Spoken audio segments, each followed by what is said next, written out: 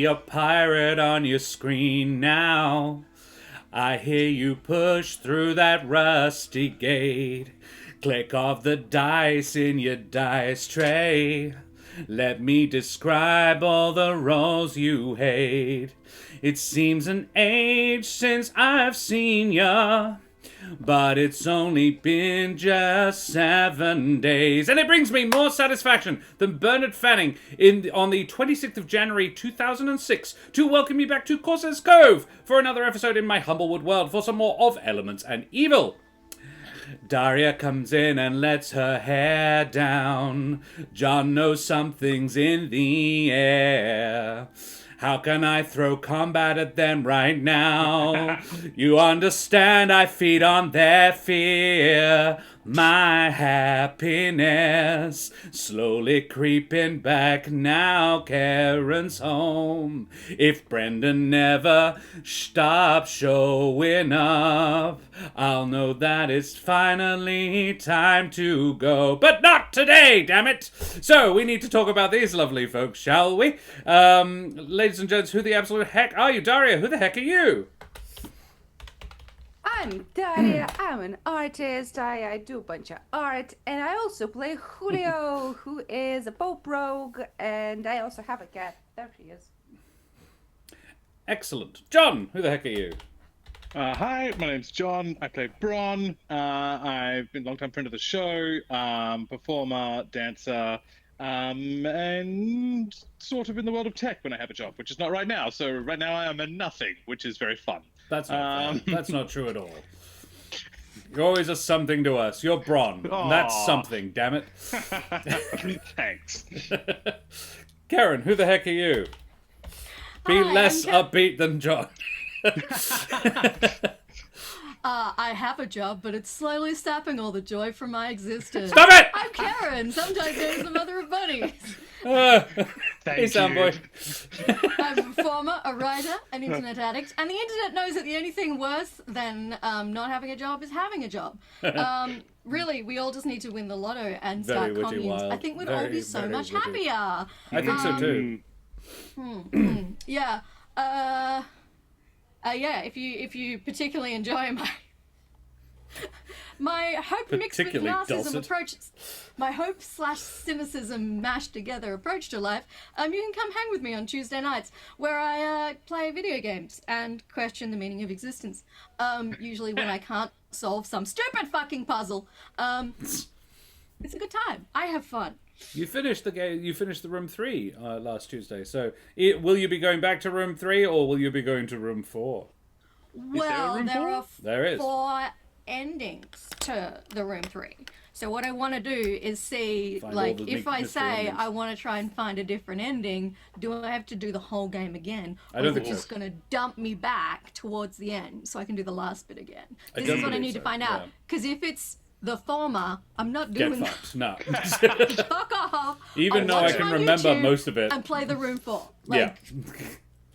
I probably I go- will, but that's because I'm a completionist and the achievements are my lifeblood. Ooh, achievements. There are achievements for it. Yeah, this is a trick. Yeah, that's how they get you. Yeah. It's like, hey, Just do you like, want that? hey, do you want to win 100%? something that gives you nothing and changes your life in no meaningful way? Stop it! Ooh. Would you Wow, like you a were the small worst amount of today. dopamine for not much work? Yeah, That's how they get you. That's John.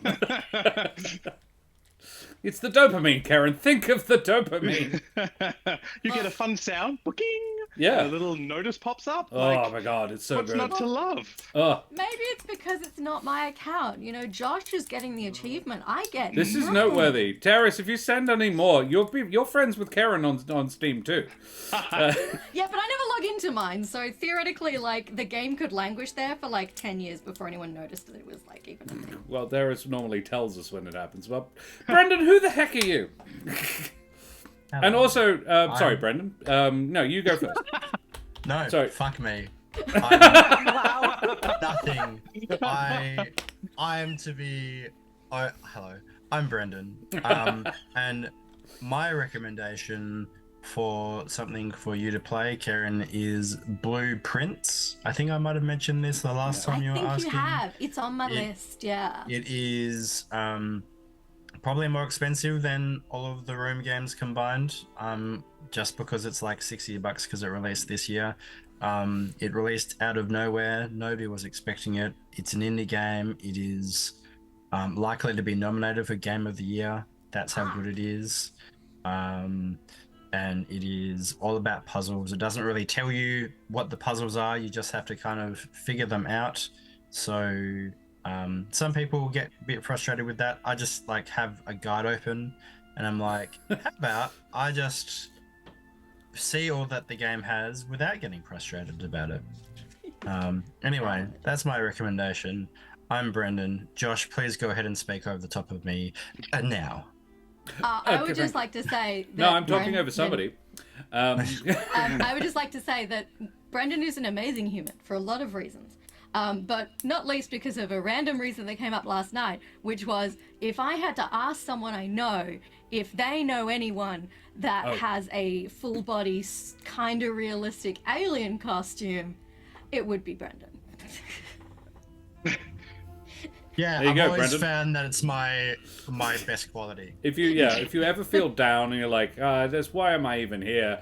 Well, I do know. It is assumed that I know somebody who has a full body alien costume, and that's something. That's not nothing. Damn it. Sure. I could probably give like 2 or 3 others if you want. No, I think it was. I think it was me, Mitch.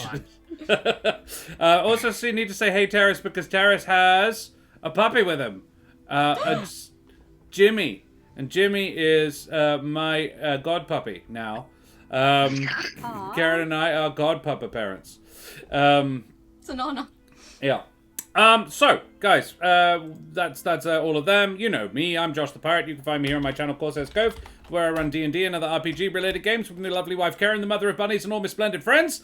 But if you didn't know that, why are you here? Fantastic. Good to see you, mate. Thank you for joining us.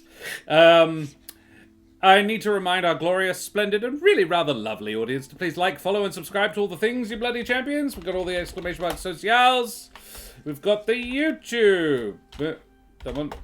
And we have a Discord if you want to hang out with us there. All of those are in the links. And what else do we need to talk about? Well, we have the wonderful Wooten Forge folks who are kindly supporting us in an ongoing fashion. Lovely to be affiliated with them as usual. They make incredible wooden handcrafted tabletop accessories. Check their stuff out at woodenforge.com/Corsairs Cove. And we are also affiliated with Troll Lord Games, who've got a new online magazine. They're just about finished their lovely Summer of Siege now, so check out all of their cool stuff at trolllord.com. Music that is gracing your ear holes is by Sirenscape, and if you have any spare pennies in your digital wallet, there is a link that I am putting up now to the Ukraine appeal. If you have any spare pennies, feel free to chuck them over there. No shame if you don't. Times are hard. We are aware. But times are getting rough over there too. So, mateys, we need a bit of a recap, please. Karen, I think it's your turn. The sweet taste of responsibility. Okay. That's a shirt that Kesh wears. Yes. Yeah, it is. It's actually tattooed above her, like down her spine. And you only found out recently. It's like, when did this happen? Who shaved me? Who tattooed my spine? Who shaved me? Cool. So we began last episode in the slightly disturbed rooms of Sobel's current hang, and we're pretty sure that the sound danger thing has finished. I believe someone threw something out a window to check. So it looks like we can make noise again, but we don't actually tell the goose lady that she's safe, because her being like quiet and discreet right now is actually to our benefit. So we'll leave her that knowledge burden later. We meanwhile have an orgy to interrupt. So we We storm upstairs, Kesh says something very witty and kicks the door in, and then gets completely flummoxed because these people don't react the way you might expect people who've just had a bunch of weapons pointed at them and be told, put their hands in the air, might. Instead, they're like, oh my goodness, come, get sultry with us. There's room in the bed for everyone. And Kesh is like, I don't know how to respond to this. Eric's like, can we shoot them already? And Julio's like, oh my god, please let me get in the bed. Genuine religious crisis for Julio. Think how corrupted Julio would be if Kesh had let him scout ahead as he suggested. Would be. He really I'm wanted to already there, scout. baby. I know you are. I imagine how much worse it would be. Julio actually rips the blanket off the bed. Oh, yes, John has just corrected me in chat. He is correct. I rolled, I think, like a 2 to kick the door in, so I burned my inspiration to roll it again because I had built up to this so much that I wasn't gonna fail. So when we're in there, Cash is like, why aren't these people reacting with fear and obedience? And Julio's like, I'm just going to rip the blanket off this bed, at which point we saw way more than we ever needed to of 6 assorted Humblewood people having a very interesting time in the bed together. And Julio did try to calm emotions to dehorn this group of people who are apparently so desperate to get it on that fear of death wasn't a thing, which is a time. Unfortunately, that doesn't work. And Julio gets kissed, scandal, and promptly fails a wisdom check. So he's like, oh, hell yeah, I'm down for Bone Town, let's go. Bron, who is currently at least immune to the charms of these people, is like, I am smart boy, I'm going to cast web. So 20 square foot of bed is covered in, and this is a direct quote from my notes, sticky white webbing. Eric has been carting around Protestant turbo vent. Rude. Wow. Eric has got the spray bottle of mysterious potion that he spritz on what was described as the Corvum twink of the group. Unfortunately, it's Sex Panther, so Eric now has a 60% chance of succumbing to the wiles of the Corvum twink, and he does! Works every time. But fortunately, he's only, he now can't harm the Corvum, he can still harm everyone else. So he sets all the webbing on fire, and 3 of the people still on it die and turn into little tornadoes for a second, and then they collapse, which was less sexy and confusing. Kesh is able to resist the advances of a rather buff, handsome-looking mapper. She very much wants to sleep with her, and kills him. And she also kills the sexy Gerbine that's entwined around Julio, or perhaps Julio is entwined around it. It's hard to know. Yes. And then Julio, freed from this Gerbine's crafty wiles, then stabs the Corvum with his dagger, and he dies. The Twink Slayer. The Twink Slayer. Just not, I think, a moniker you want to embrace. I mean, can we rename my sword? Because it's Yes. the Slod Slayer. Can we, yeah? Twink Slayer. I mean, Slad I'll Slayer submit the rolls off. paperwork. Both are good. Yeah. It'll give you a different elemental attunement with the blade. Ah, nice. But Julio, from, he's basically gets like an elemental STD and becomes slightly unstable, and gets a little voice in his head, which is Mercy, the Javine lady he was just, tongue deep in. They were kissing. Just say that. Tongue deep is much worse. Yes, that was deliberate. Okay, This entire okay. sequence All was right. horrifying and not very sexy. So we have a conversation with the voice in Julio's head to get some info on what the hell is going on. This is basically the pleasure room where who was it? Felomir and Sobel come to... No, Larimar and Larimar. Sobel Larimar and Sobel come here when they, they feel a little itch. They need scratch. This is their sexy room. And Felomir, or Fel, who we've encountered multiple times, has been teaching them the ways of the elemental, which is bad.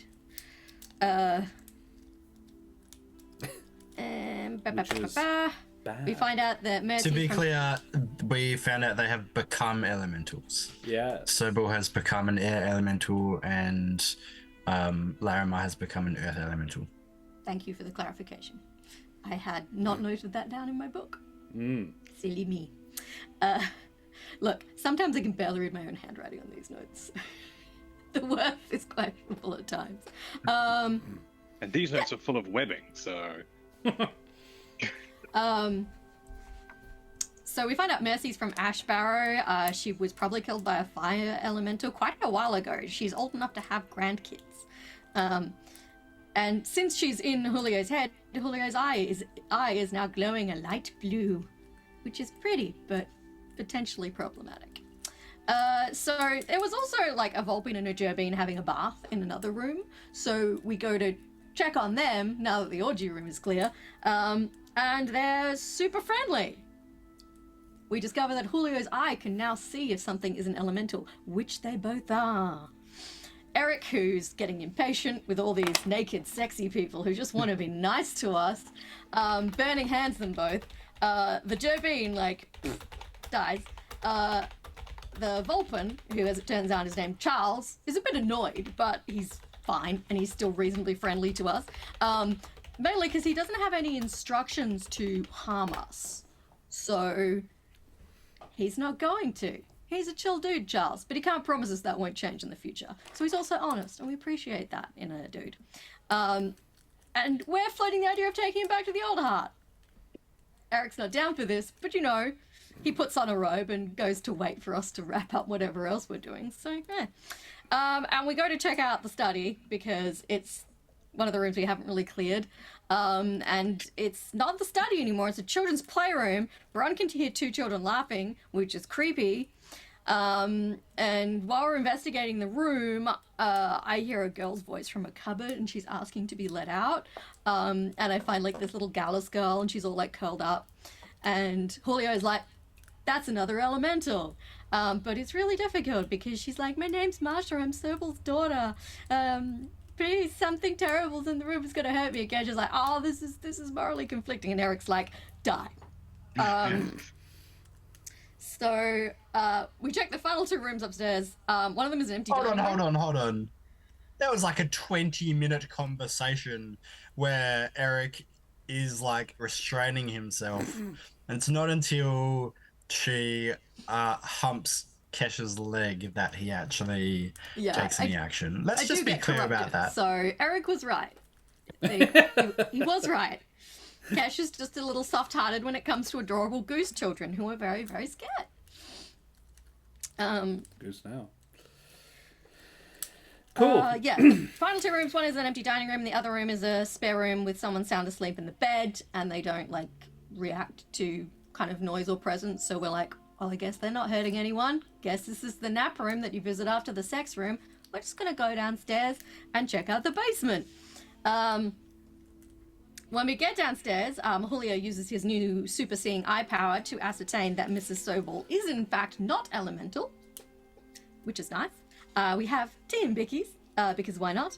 And then we go into the basement, and we find a packed earth floor and this dark tunnel, and we're like, this feels an awful lot like the mine we were in earlier today. And that's where Josh said, I think we'll leave it there. It is indeed. Thank you very much, Karen. Well, mateys, I think that was pretty decent. May you not be obliged to join any orgies you encounter, and all the entities that take up residence within you be chill and equitably distributed, as we head tremulously at first, and then with mounting heat and passion, into the Humblewood. The gang has just gone, as Karen correctly said, down into a basement, which is good. Nice thing. All good things. Indeed. Yeah, let's have that one. What am I doing? So, the gang is in the basement of the Wentworth house, having met some variously helpful elementals upstairs. Just grabbed a snack in the kitchen and headed down. The ground, as Karen said, is where you would expect to find faced stone walls or perhaps plaster for such a fancy house. The walls are bare stone and dirt. The places where wooden beams may once have sat are now containing rock that seems instead to have grown in a similar way. Very smoothly organic looking, but it's stone for all that. Similarly, the floor is packed earth identical to that of the mine. So, yeah. You guys, if you are on the VTT, you can see where you are. In fact, I will even put it up for the audience as well. My D&D Beyond cannot seem to load, so I'm gonna be trying, but I'll just be here for a while. I tried to drop myself on the map, and I'm not sure it worked because I've disappeared. Well, the map is mainly dark. Well, I tried to drop it in a light spot, but I may have missed. It does not appear that you succeeded, but I can put you all, theoretically. There's a Bron. There is a... No, that's Bennick. We don't need Bennick. There is an Eric. Welcome, always Dan, use to the stream as a surprise guest. Happy birthday. Surprise! That'd be so fun. It would be fun. And a cash. There we are. There you are. Hopefully you can see your tokens and move them. Yes, you are in the basement. And you can see a corridor, basically. It would seem to turn right at the far end. Otherwise, yeah, it's hard to make out very much. There is a door to your right and another one up the corridor to your left. Good. I don't know. Would this be survival or investigation? Basically, I want to ascertain any dangers that might be lurking in this stretch of corridor we can see before us. So the stretch of corridor is about 35 feet. 30 feet from the base of the stairs. It's not huge. Hey, Dak. Nice to see you, mate. You can make me a perception check or an investigation if you're checking specifically for traps. Oh, can someone take a investigation. photo of how my sheet right now looks? I cannot reach D&D Beyond at all. Oh. Would one of you mind doing that? I have too many screens open. Not gonna lie, I'm not sure how to do that. Well, Karen, can you roll me a perception check? Because that's I'm sort of answering your questions. I rolled an investigation and got an 11. Okay. An 11. The corridor looks pretty safe. Looks pretty chill. Nothing too bad going on down here. Aside from the fact that it's not what you would have expected, it doesn't look odd or unusual.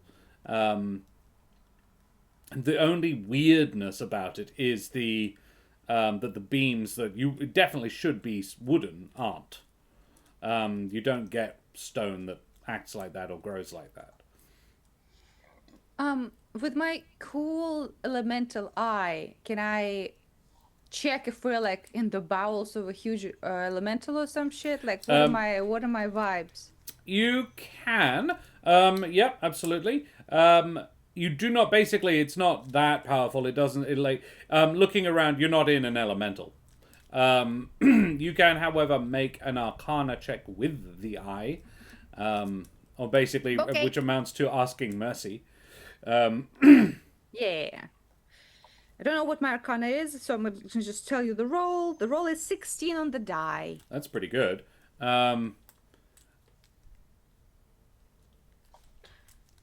If I do this... There's probably something to add, but oh my god. Oh, there almost certainly is. If I... click Your the map- arcana is +3. Ah, thank you, John. Oh, thank you so much. So And- that's 18. No, 19. Nice. Okay. So 19 for Julio. You do not sense an elemental. You're definitely not in an elemental, but there are definitely elementals about. The stone, the wooden beams were once wooden beams. They are now stone, but that is the machinations of an elemental that did that. This is crafted very deliberately so. The dirt on the floor, similarly. It is...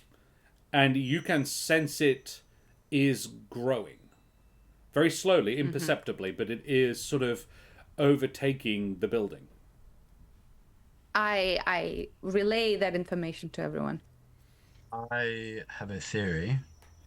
If Sobel's study upstairs was a demiplane of air, then there's a good chance that this mine is a demiplane of earth and tied to Larimar if she is here. Can there I any way to clarify what is our purpose here?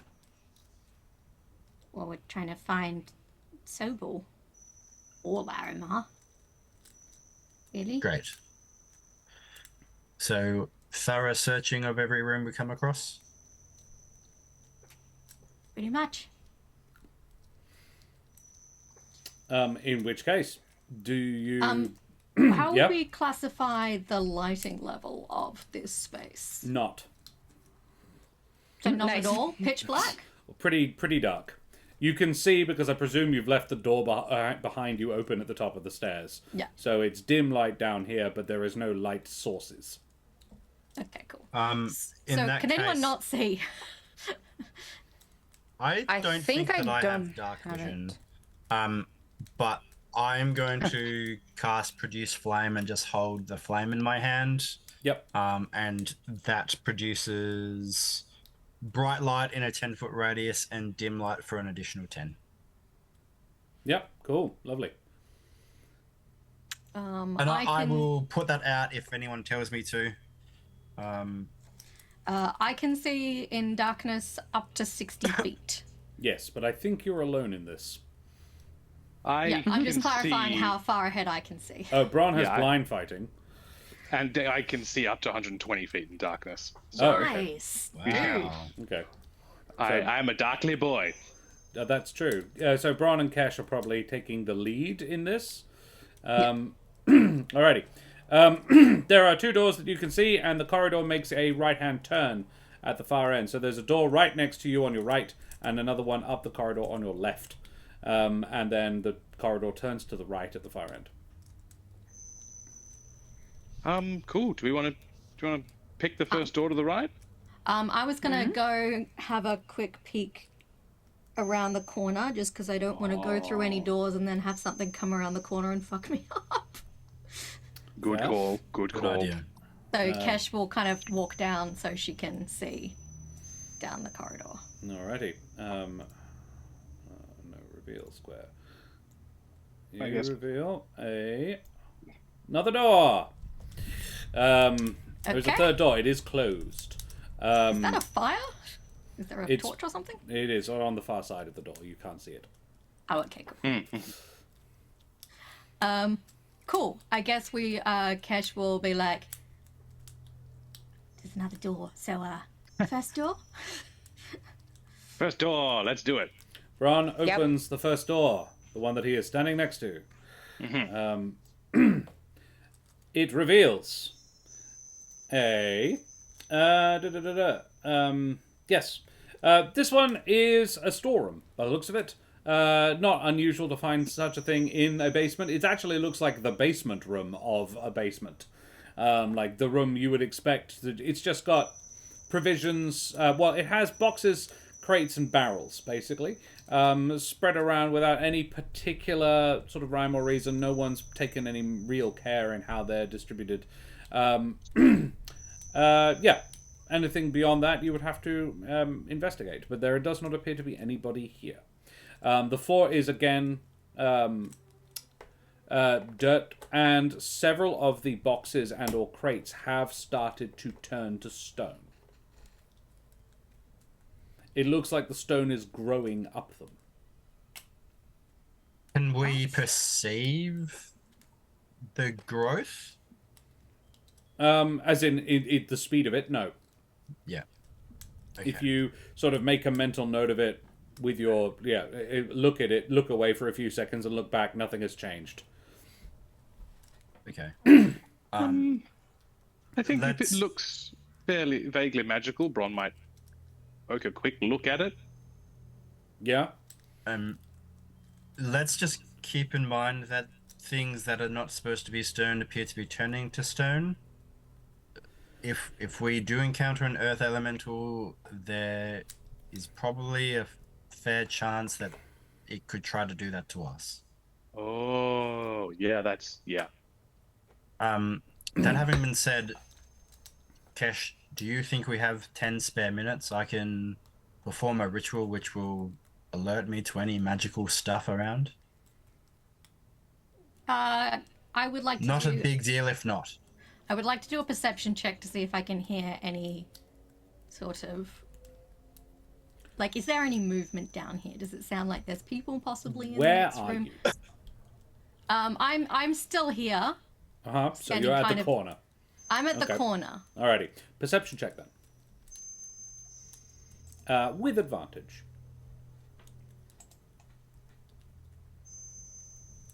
For A reasons. 24 and then a 21. That's pretty good, yeah. 24. Okay. I don't know why it's not coming up on my dice roll, but there we go. So, a 24. You can hear nothing from... I mean, you can hear your friends moving around. You cannot hear anything from the door north of you on the screen, the door above you on the screen, the left-hand door.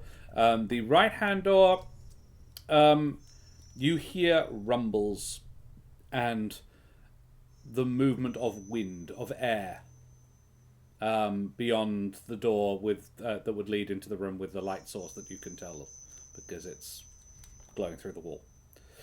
I can see like a flicker under the door. No, you cannot see any light under the door.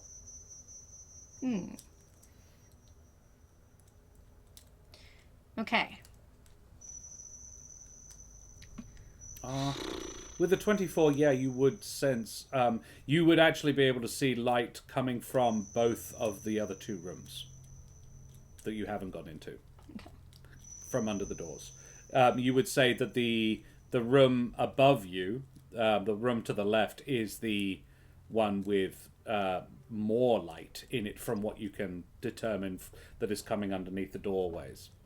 It's probably only when Eric moves into the storeroom and has a look around that Kesh will be able to determine that, because him leaving, he takes the light with him. I would like to quickly open this door that I've just moved in front of, Yeah. and I want to check if anyone's in this room. Okay. You open that one, and you find it is a cell. Not a prison cell, more of a monastic. It's very bare, very Spartan, 35 feet long, 20 feet wide, and it's clearly been done up as a room in which to live, a bedroom with a desk, a desk, a bed. There is a lamp lit in the corner of the room. The bed is unmade and has a thin layer of dust on it, and several empty pouches with crumbs in them. There is a set of shelves in the corner that also have a couple of bits and pieces on, like the just scattered belongings of a person. This was somewhere that someone was living, you would guess. Okay. Anything further is an investigation check. Cool. Who has the highest passive perception among us? Because mine's 18. Probably you Eric. or Eric. Me, 19. Yeah. Okay. Well, you need 10 minutes to cast a spell. So can Eric spend 10 minutes casting the spell? I will kind of stand guard by this final door to kind of make sure nothing's coming back for it. And then if Bron and Julio can investigate these two rooms more thoroughly. Yeah. Yeah. I would like to look at the crumbs specifically. I want to investigate that, see if it's listen or some other bullshit. Just An to see. investigation check from Bron and Julio, please. While Eric casts Wow. Identify or Detect Magic. Detect magic. Okay. 19. 19 for Julio?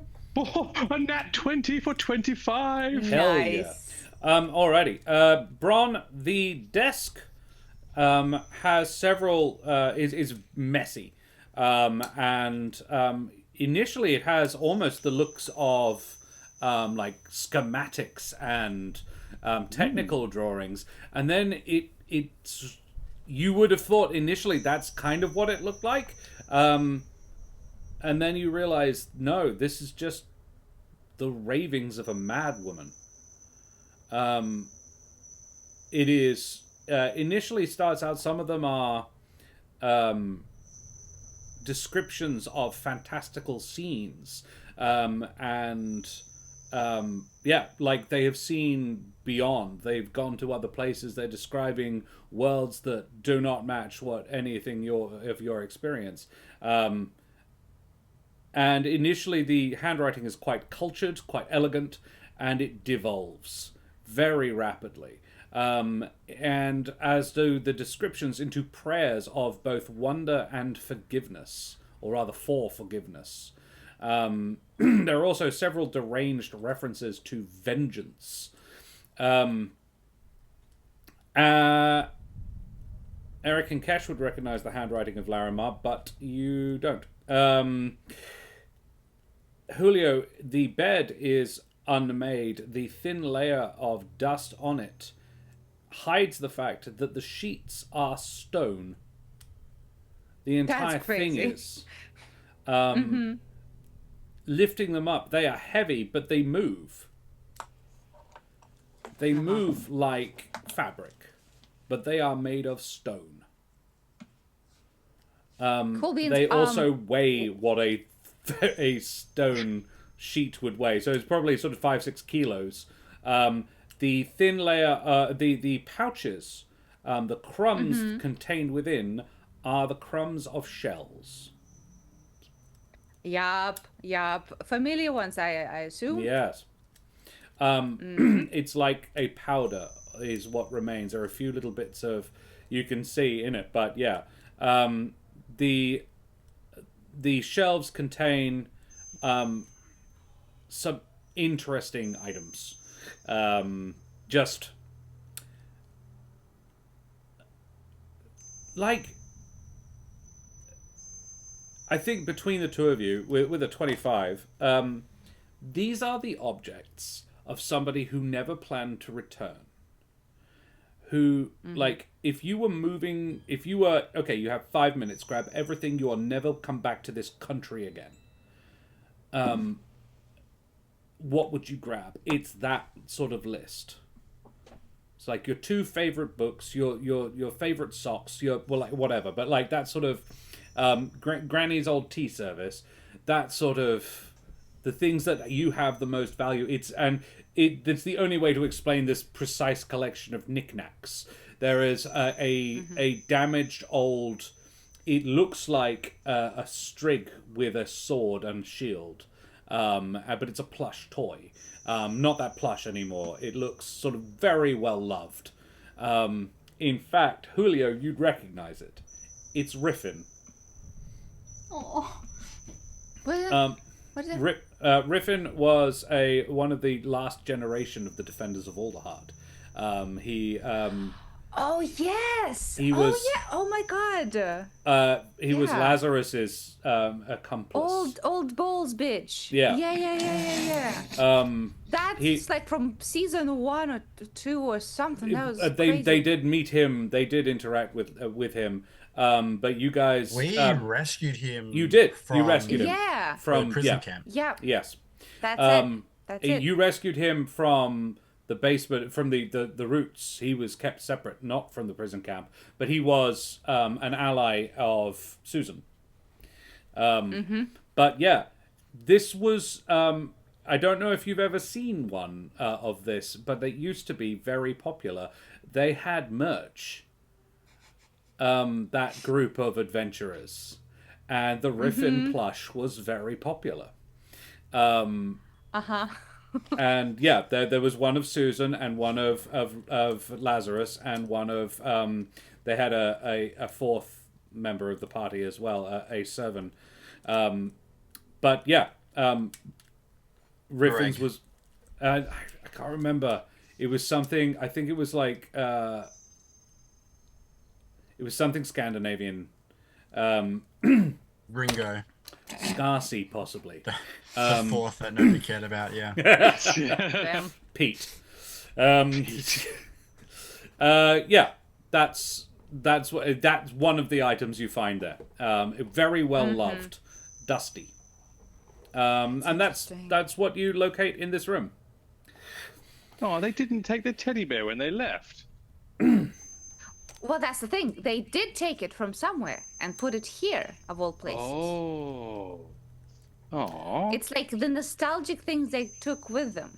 Yeah, They've kept them do here. I- Yeah, right. I see. there are a set of Crazy question. of tea spoons, like specifically little spoons for tea. There is 4 of them. They don't match, but they're clearly a set. Very ornate. There is a couple of diaries and a very worn storybook. Not like children's, but it's a novel. It's a if you flip it open,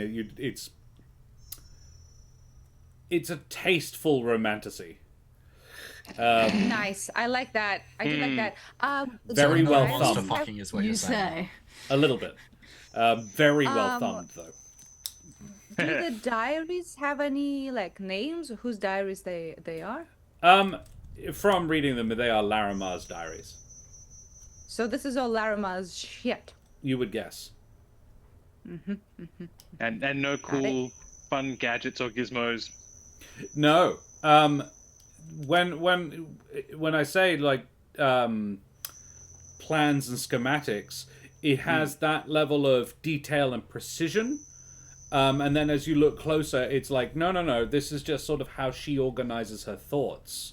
And then they stop being organized. And it starts being just chaotic. It's similar to what you experienced at Pavoni Thousand Eyes house. Yeah. Yeah. But not as quite as insane as the mirrors and the all the paintings that she did. Yeah. Cool. Okay. Eric, Interesting. detect magic. Do you have to be able to see the place that you're sensing? No, Or is it just within 60 feet? for 10 minutes. Yeah. I'm bringing it up. I sense the presence of magic within 30 feet of me. All right, and if I sense magic in this way, I can use my action to see a faint aura around any visible creature or object in the area that bears magic. And I learn at school of magic, if any. Bron, I think, lights up. all 3 of your allies do. Julio particularly, his head particularly glows. The storeroom, the floor, and to a degree about halfway up the walls in some places, is faintly magical.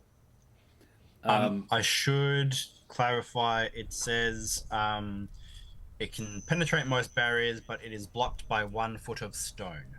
Yeah. 1 inch of common metal, and other stuff, but stone seems like the important thing here. Yeah, you cannot sense anything beyond the walls. You can sense, in fact, that the walls block the thing. Searching... But the walls themselves seem to be... The walls themselves are magical. And it's probably the fact that they are turning to stone that is the problem. And it's magical stone as well. Coming out into the hallway, nothing extra special. You would guess... yeah, the magic is all unsurprisingly elemental and transmutationary. The only there is one interesting thing in the far corner, a chest that has not, and you only notice it because you can sense magic. This one isn't, and it hasn't changed into stone like the others. But that is weird, because that seems like it would be magical, not turning to stone. It does. Yeah. Is that in the storeroom? It is in the storeroom. It's in the back corner of the storeroom. I'm going to put it out. that box apparently isn't magical, but hasn't turned to stone. Someone want to do a little check on it? Oh, that'd be fun. Cash, Bron, Julio, who's doing it? Depends what we're checking it for. Yeah, I'm not very good at like Arcana or some shit. I can do investigation quite good. Yeah? I don't sense anything magical about it. I think if there was a magic trap that I would be able to tell, but it doesn't mean that there isn't some kind of dart trap or something. Mm-hmm. This would be an investigation check, wouldn't it? It would indeed. I'll I've try only to got look at it. +2, so if anyone can do better I than have that. a +9. Oh, yeah, you I'll- fucking investigate it, mouse boy. Yeah. Yeah. Let's allow the rogue, the Pope. Yeah, I'm gonna look at it carefully, see if I can see any latches, any strangeness, any runes, anything. Oh, okay. 18 plus 9, that's 27. What? Nope. Yes? Yes. Yes. Yeah. I doubted my quick maths. I was 27. like, that was way too quick.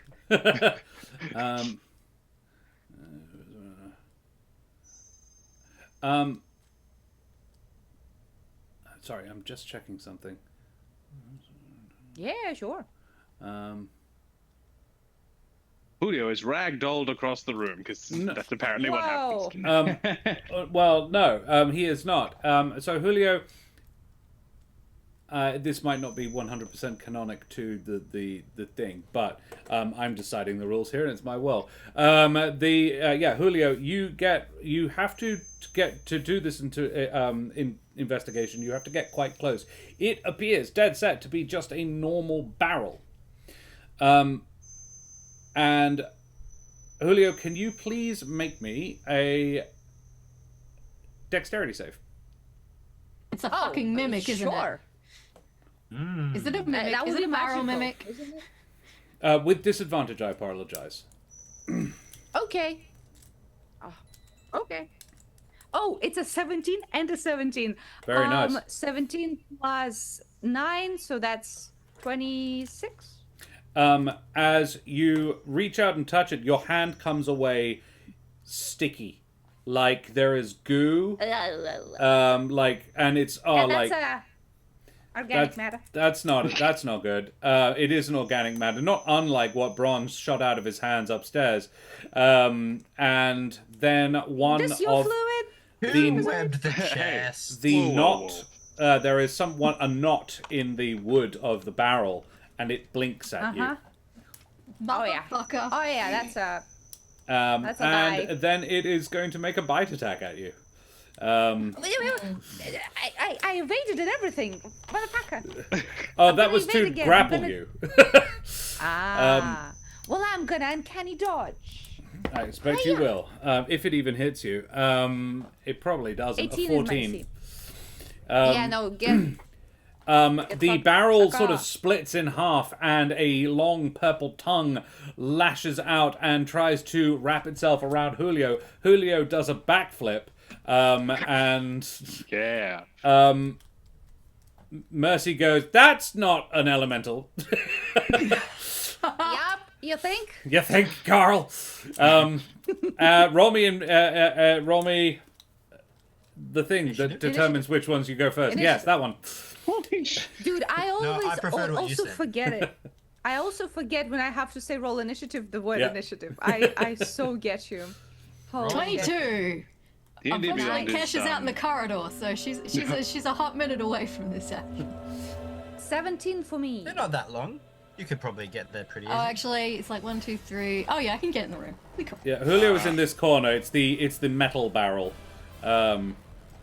Bron and Eric are probably also in the room, but Cash was standing guard. So I Cash certainly got would have been in the room. Yeah. The room that was secure while doing my. Yeah. My ooga booga. so Cash got a 22. Any advance on 22? I nat 20'd Nice. for a 21. Ah, okay. Well, yeah. Cash still goes Suck first. shit. Nat 20s don't do anything for initiative. Though if you get a nat 20 and you draw with somebody else, I do say you go first. I think that makes sense. I Alrighty. got So Cash, 17. But you do get to feel like a special boy. You Aw. 2 nat 20 so far today. Burning brightly, possibly foolishly so. Cash, you go first. You hear Julio go ah, and then you hear him go no shit. Cool. I'm gonna come across to the doorway so I can see what's going on. I'm gonna see, the split open barrel with its giant gross tongue. Cash is gonna resist the urge to give a girly scream because she's a professional, and then she's gonna shoot it with fire magic. Now Now, Cash, I know that you're probably tempted to have a 10-minute long conversation with this one, but let's just kill it, okay? Gives him a dirty look. Shoots. I am going to be very nice and remind you that you had cast Hunter's Mark in the last time you had a combat, and you'd never lost concentration on it. Aww. Well, then I put Hunter's Mark on the mimic. Does a 16 hit aforementioned mimic? I think so. Yes. Yay! I hit it with a little gout of fire. Fire! For 10 plus... It's for 14 total points of damage. Thank you. 14. And the smell of burning mimic fills the basement. Yeah, it's actually wood. Smells of wood. Like burning wood. It's impressive illusion it's got going on here. Anything else? I guess I'll shoot it again. Sure. Didn't seem to like that particularly. It didn't. It sort of squeals. Oh, 13? A 13 does hit. Shit. I love it so low AC. This works for me. Yep. Okay, that is 11 plus 6. Excellent. That's 17 additional points of damage Oh, nice. to the mimic. Excellent. Thank you very much, Cash. Bron. Sure, why not? I'm going to... Oh, because it's only once. Oh, stupid about BTT. Yeah, I'm just going to punch it. Why not? Sure. Ooh, no, I'll use the bark blade. That's more fun. Yeah. And I'm going to whip it. Whip it good. Yes. So that is... Oof, a 6 plus 7, a 13 to hit. Does. Yes, I love this. That is a 4 plus 3, 7 points of damage for the first one. Psh. Yep. And then, 11 plus 7, 18 to hit. It does. Which is the barrel 5 sort points. of growls at you. Excellent. You do that. Lashing at the barrel a couple more times. The strikes sort of slash the wood, like cutting nasty grooves into the wood that ooze a purple fluid. It doesn't look great, and it's got like so many eyes. Every rivet on the banding around the barrel, top and bottom, is blinking, and it's got 2 sets of mouths. Like, you know how the barrel they have banding top and bottom. Each one is a set of lips. So it's got 2 different mouths. So Julio had a 17, I think? Mm-hmm. Eric, what did you get? For what? Your initiative, sorry. I didn't make a note. It was 18. Okay. So Eric, then Julio, and then sadly the Mimic. Even though I rolled quite well, its dex is quite low. Eric. I am going to take my my flame that I am holding. Yep.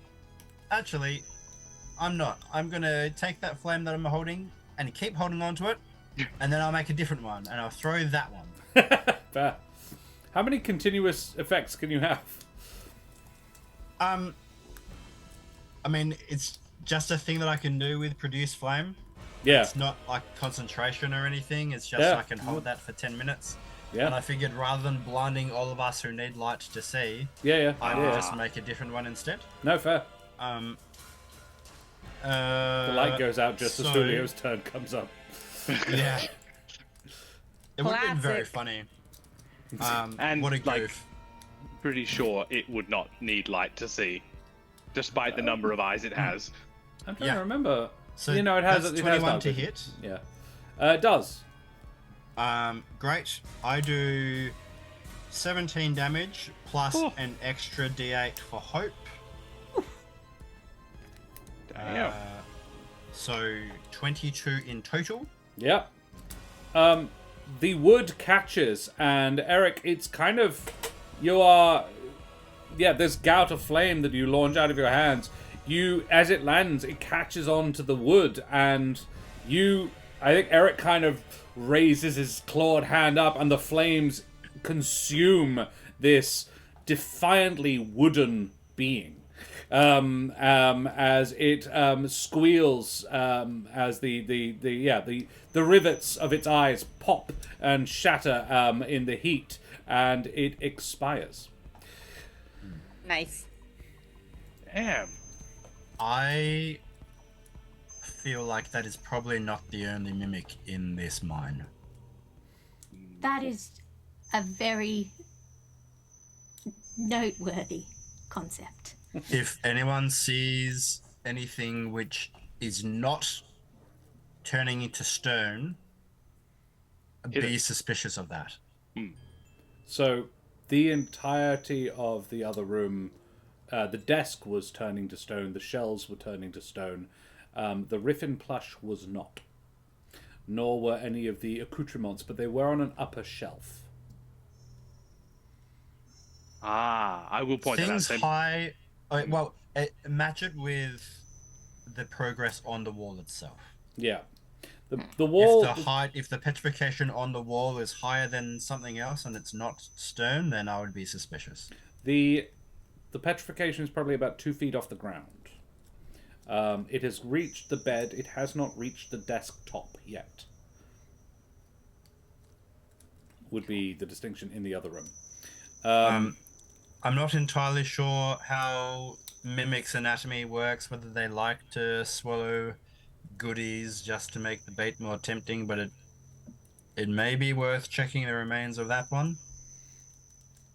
Sure, You why not? started with if they like to swallow, and I wasn't listening to the end because I thought that was funny. Just reached... So you got so distracted by sexual innuendo, which I did not say.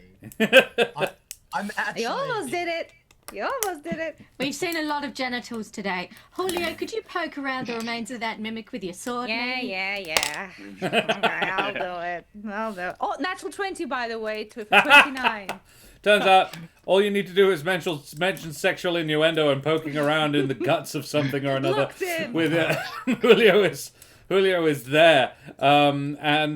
Yeah, sure. Julio finds 17 gold pieces. Nice.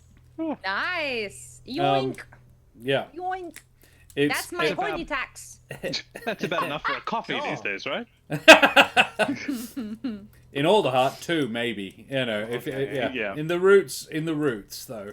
If in the canopy, it's like half a coffee, maybe a biscotti biscuit. That sort of yeah.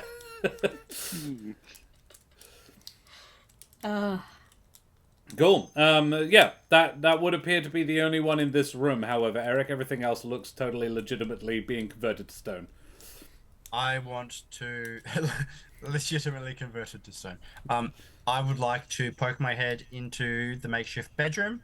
Yep. And see if I notice anything magical or awry there. The stone sheets are interesting in that they are magical, but like faintly so. But that they still work like sheets. It's the ultimate weighted blanket. Yeah. There is a fire, as like a little torch, a light source in the corner, that is just normal natural fire.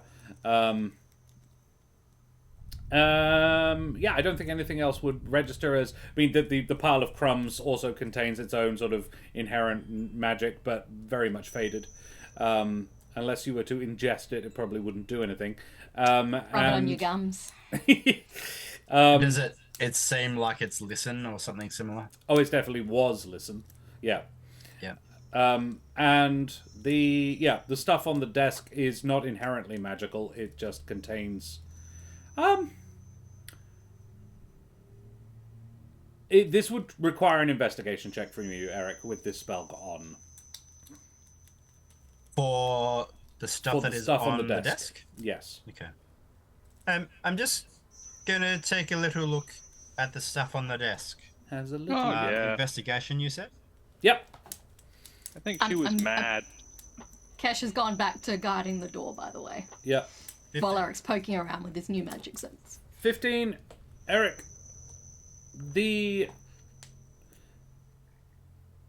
Bron and Julio could absolutely be forgiven for not having noticed because they're not inherently part of the writing.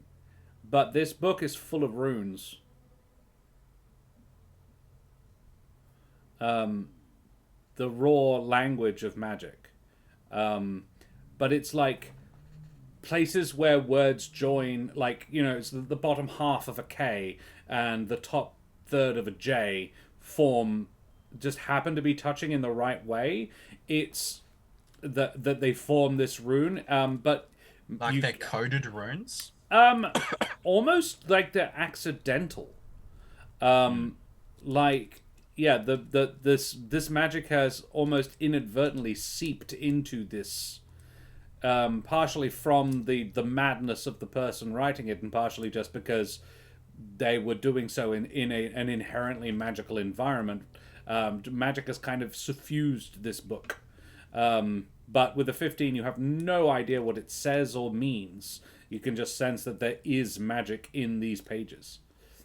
I vaguely recall similar kind of things happening when we were in the middle of our investigation of the bird cult. Is this similar to that? Probably, yes. Given that it's like some of the it's main exact players. same people, yes. Yeah. You're even underground, like last time. Yeah. Fucking bird cult. I have found some runes in this journal. Do I... I'm going to... I'm sure that I have, like... Anyone have an extra pouch? I'm just going to... I want to wrap it in a pouch and then put that in my pouch. I'm sure I've got something. Yeah. Yeah. I think that we should take this with us. I just want to be careful about containing it. Eric, I suppose with your magic sense, with sense magic on, the elemental attunement of the runes is detectable. About half of them are earth, which is unsurprising. The other half do not possess an elemental attunement that you are familiar with. But they do possess an elemental attunement. It's not one of the 6. So there is. But it is an elemental attunement. So I suppose the trick is, some, like all runes are elemental runes. Yeah. But some of these are runes, but not elemental runes. Not any of the elements that you know. Yeah. Okay, so do I have reason to believe that they are some kind of unknown extra element, or they're just okay? That would be the assumption. Yeah. This is literally a kind of magic there are 6 kinds of magic, and it's a 7th that you've never encountered. So, That's interesting. you know how we're trying to make a 7th elemental plane with the Older Heart? In this, I'm gonna get it out and like flick through and show references. This and this and this. This is a rune. I'm not sure what it means, but this is a rune corresponding with earth, and this is a rune corresponding with air. This is a rune corresponding with something that I don't recognize. Just earth, no air. There is only earth and this other one in this book. Okay. No air, yeah. No, But yeah. forget that. But earth, not earth. not air, no. not water, not fire, not life, not death. So Can I have a look? You certainly can I have may. a I check? do need to greet our raiders very quickly. Hey, Jack, how are you, bloody Hello. champion?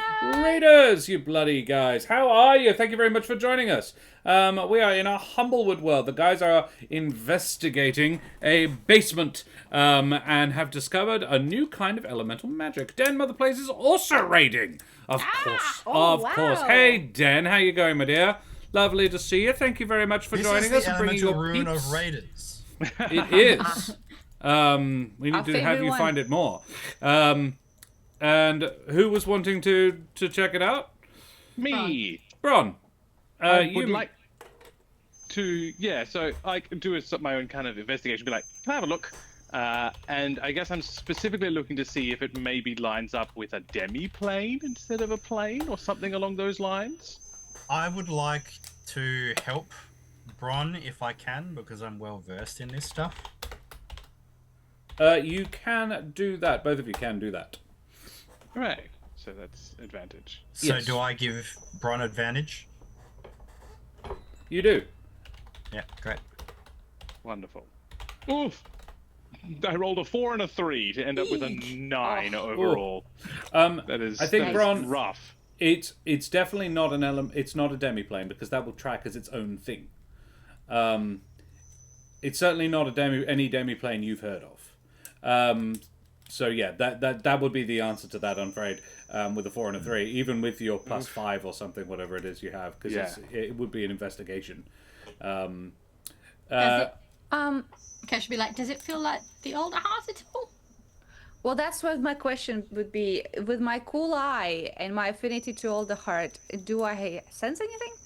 So, Bron, I'm going to say, with that such a low roll, actually, you struggle to even make out what it is Eric's talking about. These runes are extremely well hidden in the pages. It's more like... I don't know if this is something anyone will get. Where Bill Bailey talks about being on acid and just sits there analysing furniture. He's like, oh, that angle joins it, makes an N, oh, that's interesting, because his leg just bare, and it sort of joins onto that one, makes a T, makes a V. Just sat reading furniture for 4 days. That's kind of, it's like places where you would not normally, like, that's, if you would read it, it's writing. It's definitely writing. And Eric's pointing out just angles where 2-3 letters join each other. That little bit is a rune. Why am I thinking about the prisoner of war? I think it was during World War II, and he like sewed this, like embroidered this quilt or something, and he'd actually embroidered like "screw the Nazis" or something in Morse code around the border. Amazing. I can't remember the story exactly, but it was something like that. They were like, "Isn't this magnificent? He did it while he was a prisoner of war." I was like, "You do realize he's insulting you." Yeah, I do need to say, guys, thank you very much for joining us, Den Mother Players and Jack Squarepeg. Guys, if you have, if you would like some more wonderful TTRPG goodness, you can follow both at Jack and Den. They're lovely, lovely folks. I have played with both of them, and yeah, absolute splendid beans. Daria, you were wanting to have a look at the book. You can Yes, sir. Arcana or Investigation if you prefer. Oh, I will investigation for sure. 16 Can I help plus 9. Julio? I think you already helped Bron, unfortunately. Which was so wasted. 25 though. That's pretty 25, good. there we go. Julio doesn't need it your is help. your affinity with... So, this is weird. It is Alderheart, Okay. but it's not yet. Uh-huh. And it's in the book, so someone wrote that. It is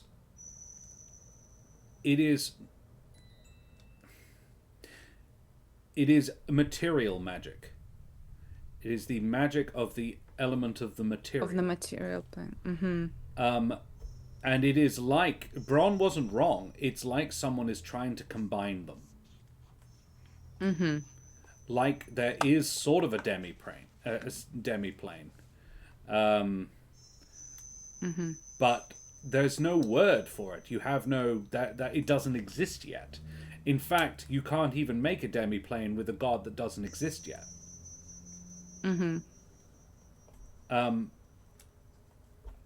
But you can Interesting. sense.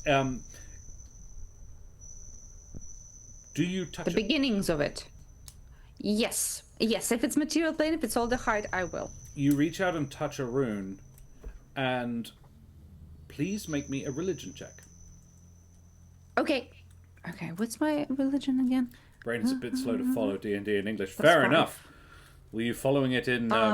I can barely follow it in English, man. I think the 19. gang were playing in Filipino, possibly, on the other stream. In Tagalog, rather, I believe, is the language. What did you get, 19? 19, sir, yes. 19 is a very good religion check. As you reach out and touch this rune, you sense...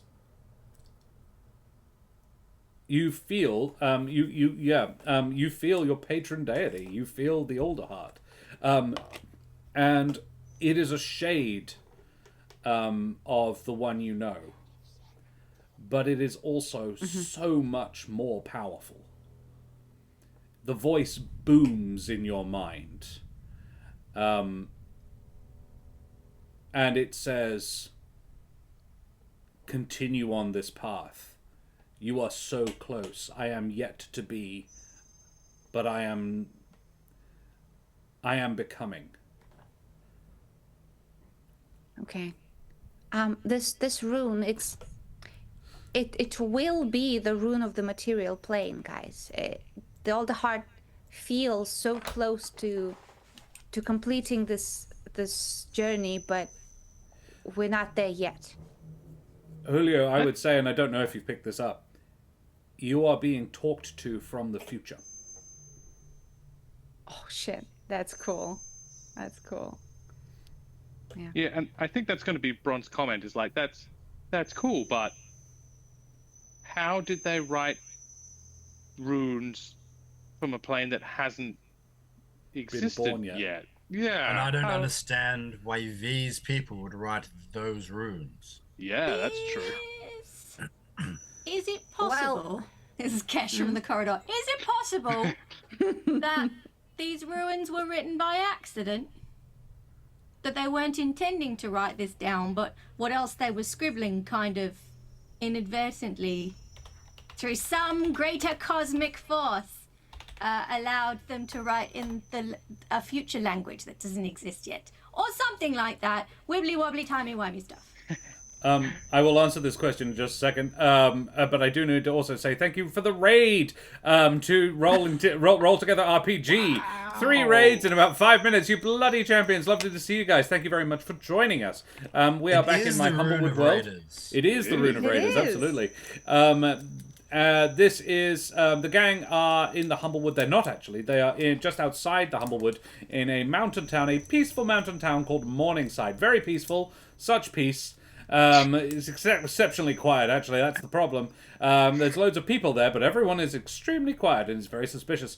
They have just gotten back from Barovia. They had a quick sojourn there. Maybe made a god. Maybe helped defeat an angel. It was all good. All good in the wood. They're back now, and they are continuing on with their suburban Brisbane. Morningside. Probably not spelt this way because it's morning as in to mourn. Damn it, this means all the people in Morningside have to be bogans now. No. Yeah, it's the only ones that you've spoken to have been very nice and quite well spoken, actually. I would mourn in Morningside. Oh, okay. The gang is now in the basement of the local sort of, not the village leader, but one of the richest people in the village. But he seems to have left a long time before in favor of a couple of house guests who have been doing some nasty things to the place. And it's very much infested with elementals, and they've searched the rest of the place. They're now down in the basement, and they think they're onto an earth elemental. Guys, if you haven't already, chuck a follow over at the Rolling Together RPG folks as well, or Roll Together RPG folks as well. They are really lovely guys. We are part of the stream team. So yeah, Morning. Oh yes. Well, I mean, Karen was born in Queensland. Hey. I was there for 3 years and then I left. Well, yeah, and Mick left too. I mean, it's hardly fair to hold it against people.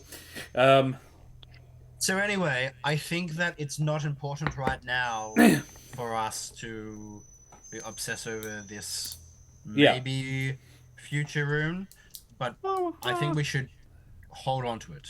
Hold on to this Yeah, journal. I mean, if they went back make in a time, that's copy. pretty powerful stuff.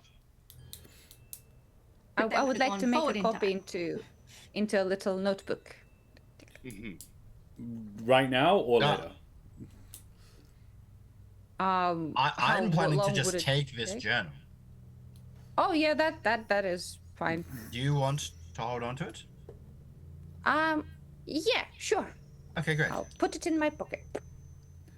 Mercy says to you, Julio, Yes.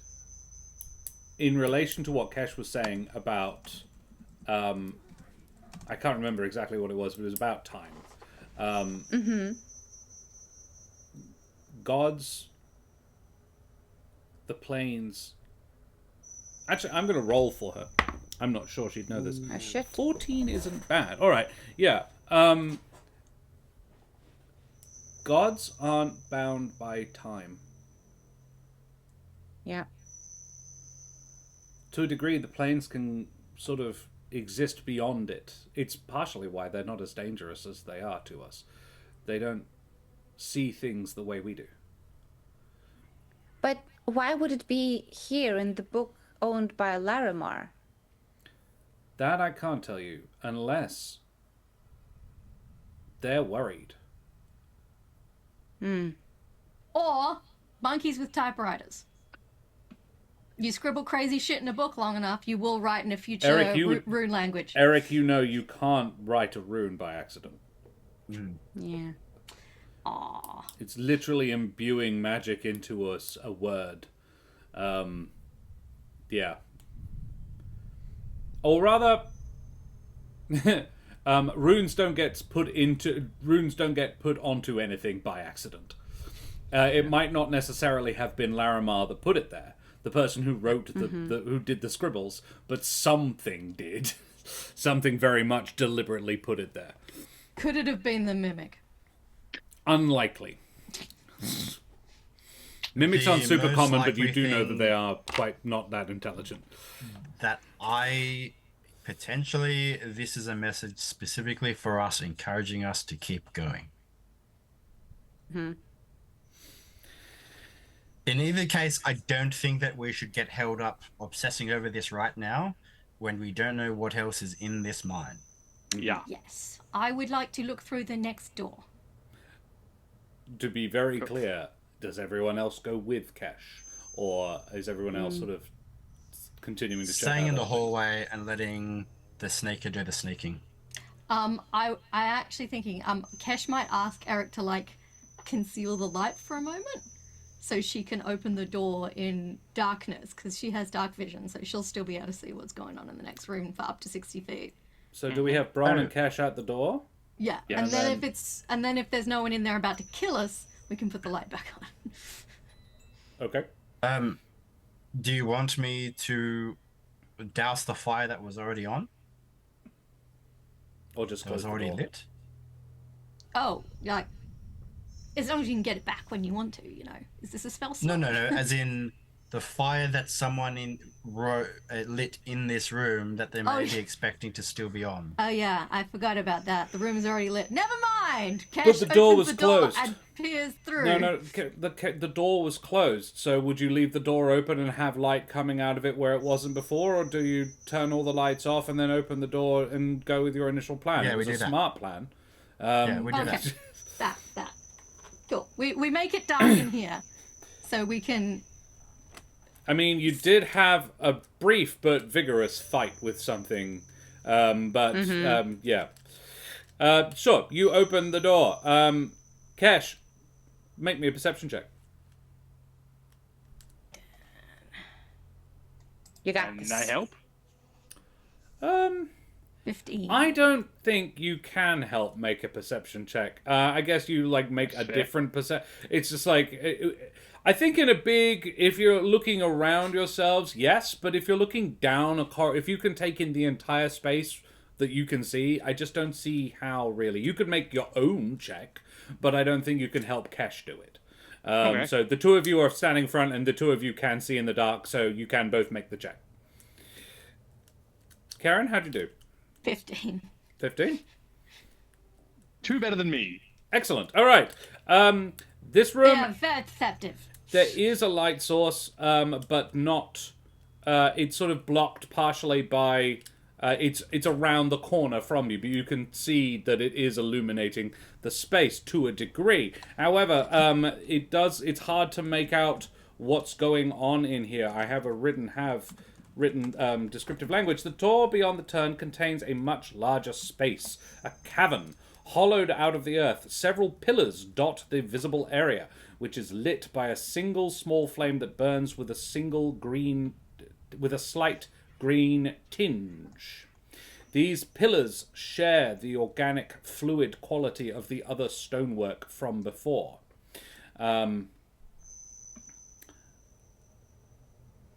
Standing in the shadows of the cave, Kesh, against one of these stone pillars, you can see a face with a dark leer on it. Is it Fel? Is it that It's prick not again? Fel. Oh, okay.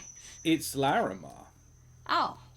You recognize the face, and then she steps into the light, and you are somewhat taken aback by the transformation. The left side of her is comprised of rock and gem. Her wings form a sheet of crystals that glisten in the gloom. The other side of her, however, is still vaguely, like, pretty much what you would expect. One side of her face has a slight amount of sort of gem and rock encrusting her jawline. She was sort of standing in such a way, you wouldn't have said deliberately to disguise this from your view, but just turns and shows off. And she says, "Am I not glorious, Major?"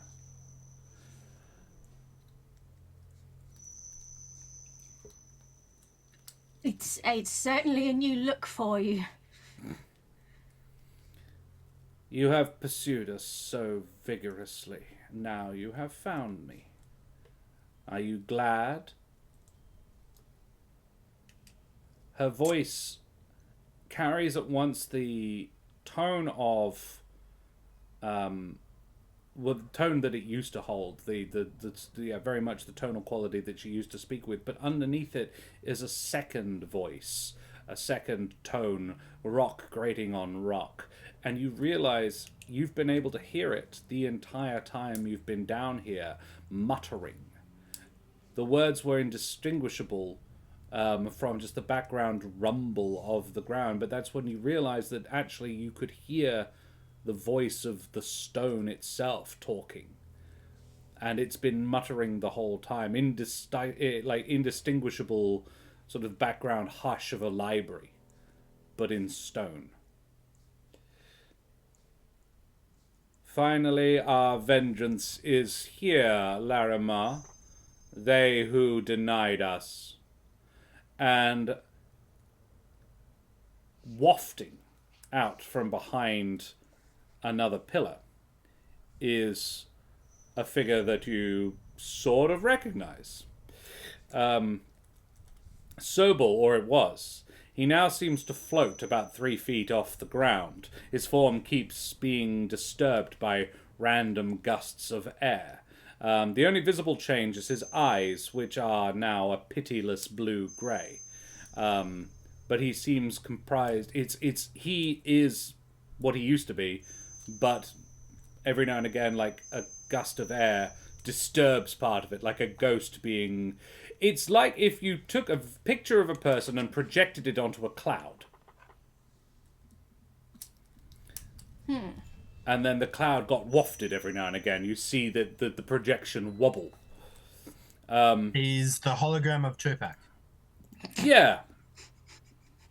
But nicer.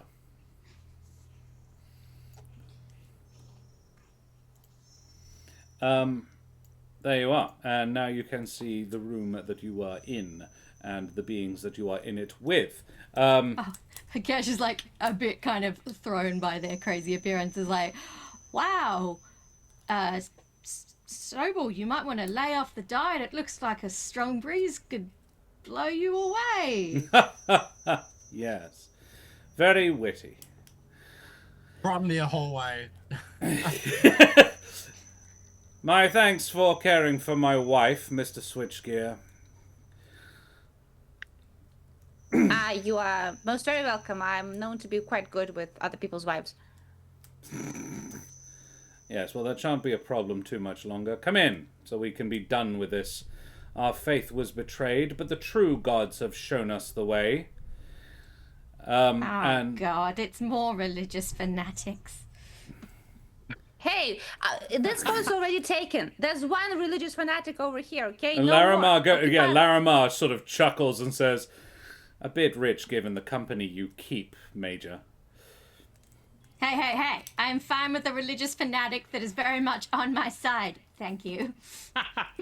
We're very hypocritical about our religious fanatics. I've noticed.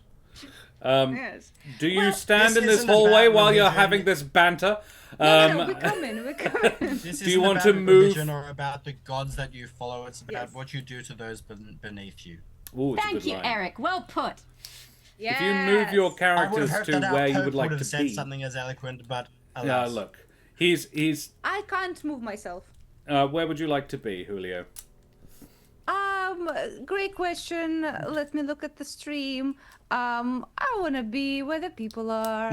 I want to be No, a little no. bit See them away dancing. from Punch the... up. Yeah, I want to... That's one I never did, away actually. from the group. I want to be just like to the side. Mostly because I'm not trying to attack. I want to talk with them a little bit. A Okay. little bit. So, to the bottom or the top? To the top. Hey, To the you know top. it. And Eric, are you happy in the corridor? Shouting abusive but eloquent nothings? No. So sad about it. No. No. How far in can I get? They do not seem immediately like they want you to come in. Mm-hmm. Like, you, Eric, I think from your passive insight, get spiders watching something come near a web. Yeah.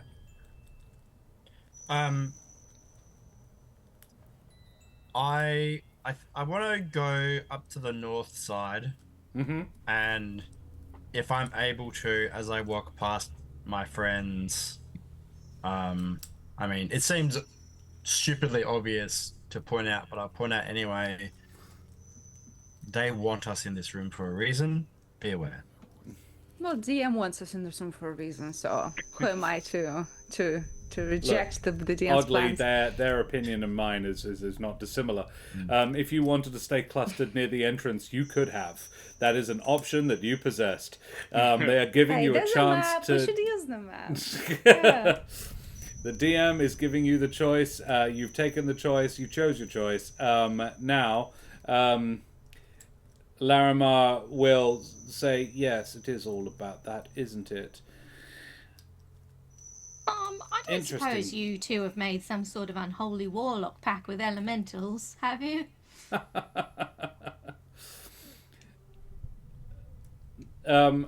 Larimar says, "Nothing so petty. Immortality. That's what we gained. And soon, the wood will be ours," Sobel says. The two of them sort of advance upon you, and I think at that we will roll initiative, because that's pretty much what Sobel was wanting to say. They've gloated, they've strutted, and now we all die. And now they attack you. Let's not get ahead of ourselves. I wanted to negotiate, but I guess it's all about the monologues up in here. Ugh. 17, by the way. Rocks fall. Julio dies. 17 from Julio. 18 sir. from Kesh. 18 from Cash. Bron? 18 from Eric. A big old 4 from Wow. Bron. Okay. I think Cash's Strong. dex I is higher, got so 2 nat 20s and 2 3s. There it so... is. I told you were burning bright Yeah. too fast, too early. So 2 18s, a 17, and a 4. Okay, so it'll be you guys and then Bron. Let's find out where they go. That's a nat 20. Looks like Sobol's going first, and Larimar is going after all of you guys. With a 12. Sobol. So not all of us. Oh, yeah, sorry. And then Bron. Everyone except Bron. But I think before we do that, we will have a short little breaklet and then come back and get into this combat. So, guys, thank you very much for hanging out with us so far this evening. Thank you to all of our lovely raiders, you bloody champions. We will have a short little breaklet and be back in 5 to 10. Say goodbye, everybody. Bye-bye. Bye.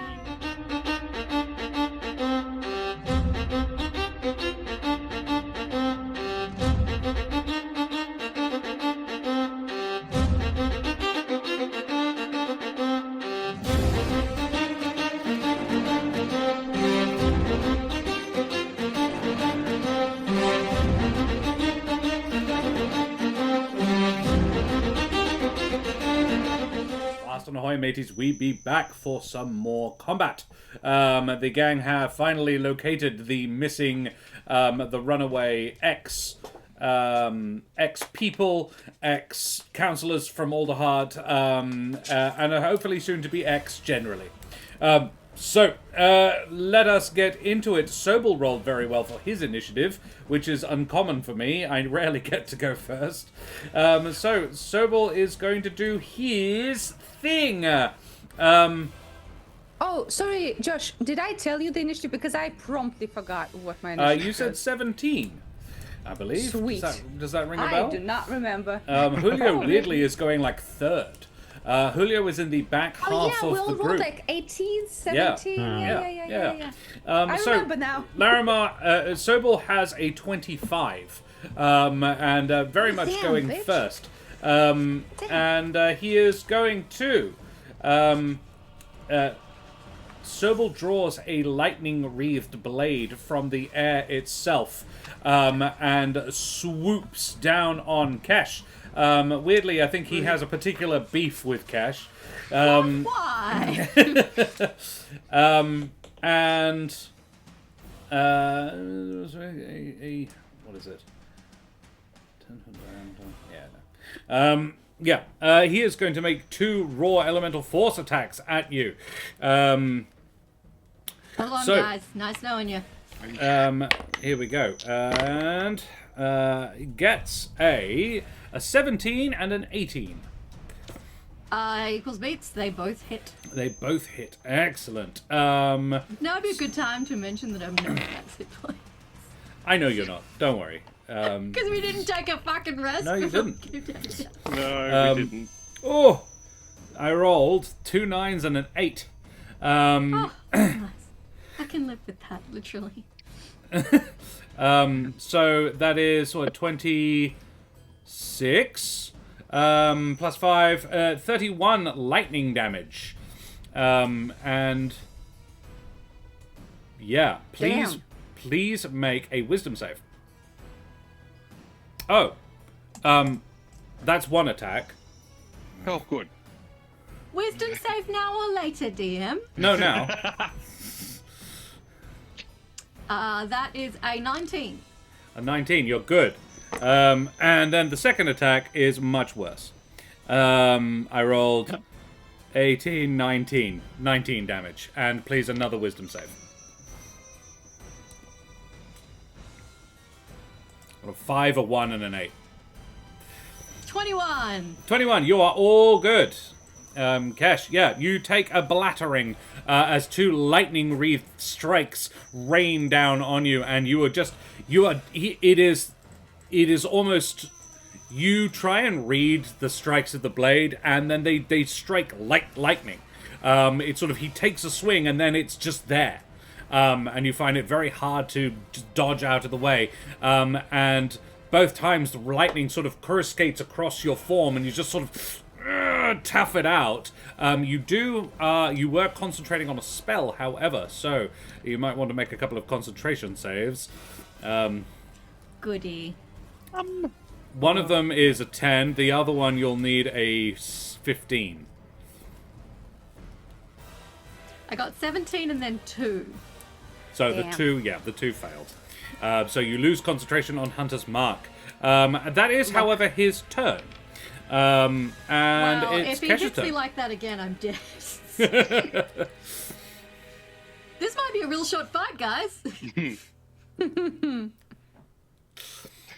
Callum. Kesh, it's your turn. And then it is Eric. Right. I don't really want to give him an opportunity attack. Ooh. That would be bad. Instead,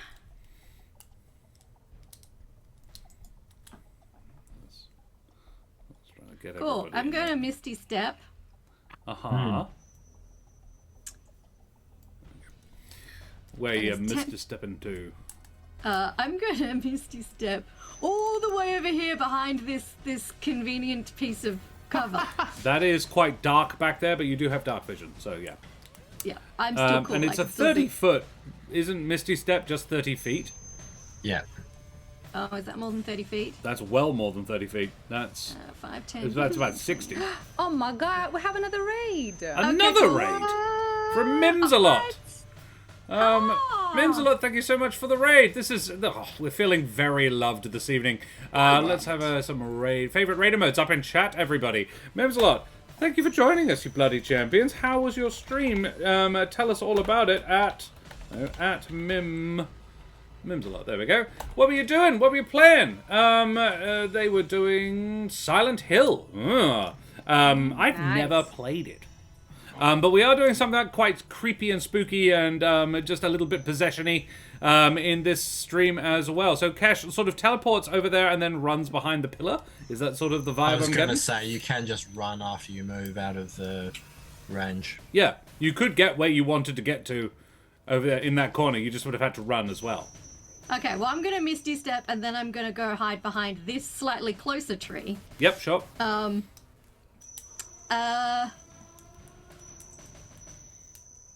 Take Your a first moment to time. have a It's panic horrendous. attack. Love it very much. Good. Having an awful time in Silent Hill. Excellent. I think that's the intended experience. Yeah, I was going to say, I haven't played it, or if I have, I've forgotten about it, but that's what I've heard. It's not fun. All right, Kesh, you are safely out of dodge. Well, what do you do, meow?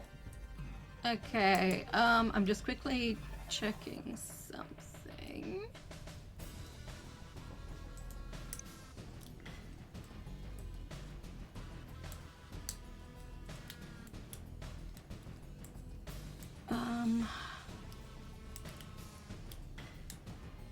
I am going to use my action to use my hunter's sense to learn the creature if the creature has any damage, immunities, resistance, or vulnerabilities. Which one? Let's say the one who almost killed me, so... Sobel. Okay. Sobel. I would like Sobel to know is. Sobel's immunities, resistances, and vulnerabilities. Fair enough.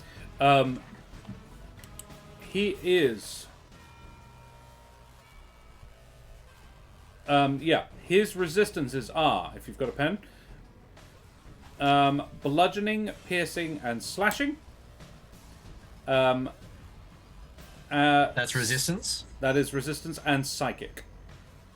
He is immune to poison, thunder, and lightning. God damn. God damn it. My 2 weapons that do thunder and lightning damage. My best attack that does lightning damage. Yeah. Motherfuckers. Because he's Hey. grounded, question mark? Oh no, that's... No, it's because he's an air elemental. Yeah. Consider The opposite of shooting the other thing that is the opposite elemental of that. Yeah. Yes, yes, yes, yes. Fortunately, he is neither resistant nor immune to fire and death, which is Kesh's speciality after lightning. So, cool. Kesh does not attack, but learns this and presumably yells it. He doesn't have any vulnerabilities? He does not. Yeah. I will share this info loudly. Right. Cool. Nice. You do that. How Then does he react to that? He's like scandalized. How dare you? he's like, "That's very I feel meta." so exposed. I see so through personal. you, Windman. Kesh, how do you? I love that. How do you express what to do? Because it is a very meta observation. Yeah, I poof, and then I as I'm sprinting, I'm like yelling, if he's anything like the others, it's gonna have to be like fire or death or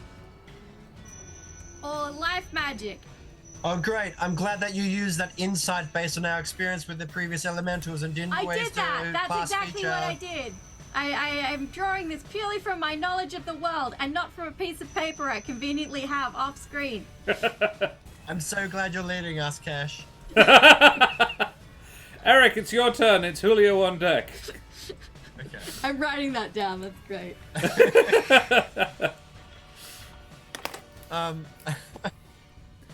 Did you perhaps notice that it's crackling with electricity and therefore is probably immune to it? Yeah, he just barbecued the shit out of me, so I don't think he minds if you try to barbecue him with lightning. Oh, okay, thanks. Barbecue that bitch. You're the one that looks like she's on fire. Yeah, her icon indicates that she's part magma.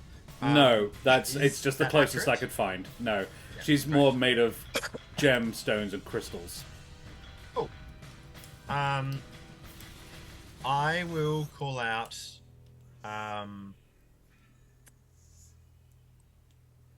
You're not the only ones that can turn into elementals, but I didn't have to sell my soul to do it. And I'm going to cast, with my bonus action, Guardian of Nature, which I haven't done in quite a while. Hell yeah. And I'm going to effectively become an older heart elemental. Hell yeah. Larimar does say, look at... She's like, sold your soul? No, but you're sharing it. What do you think I'm doing? And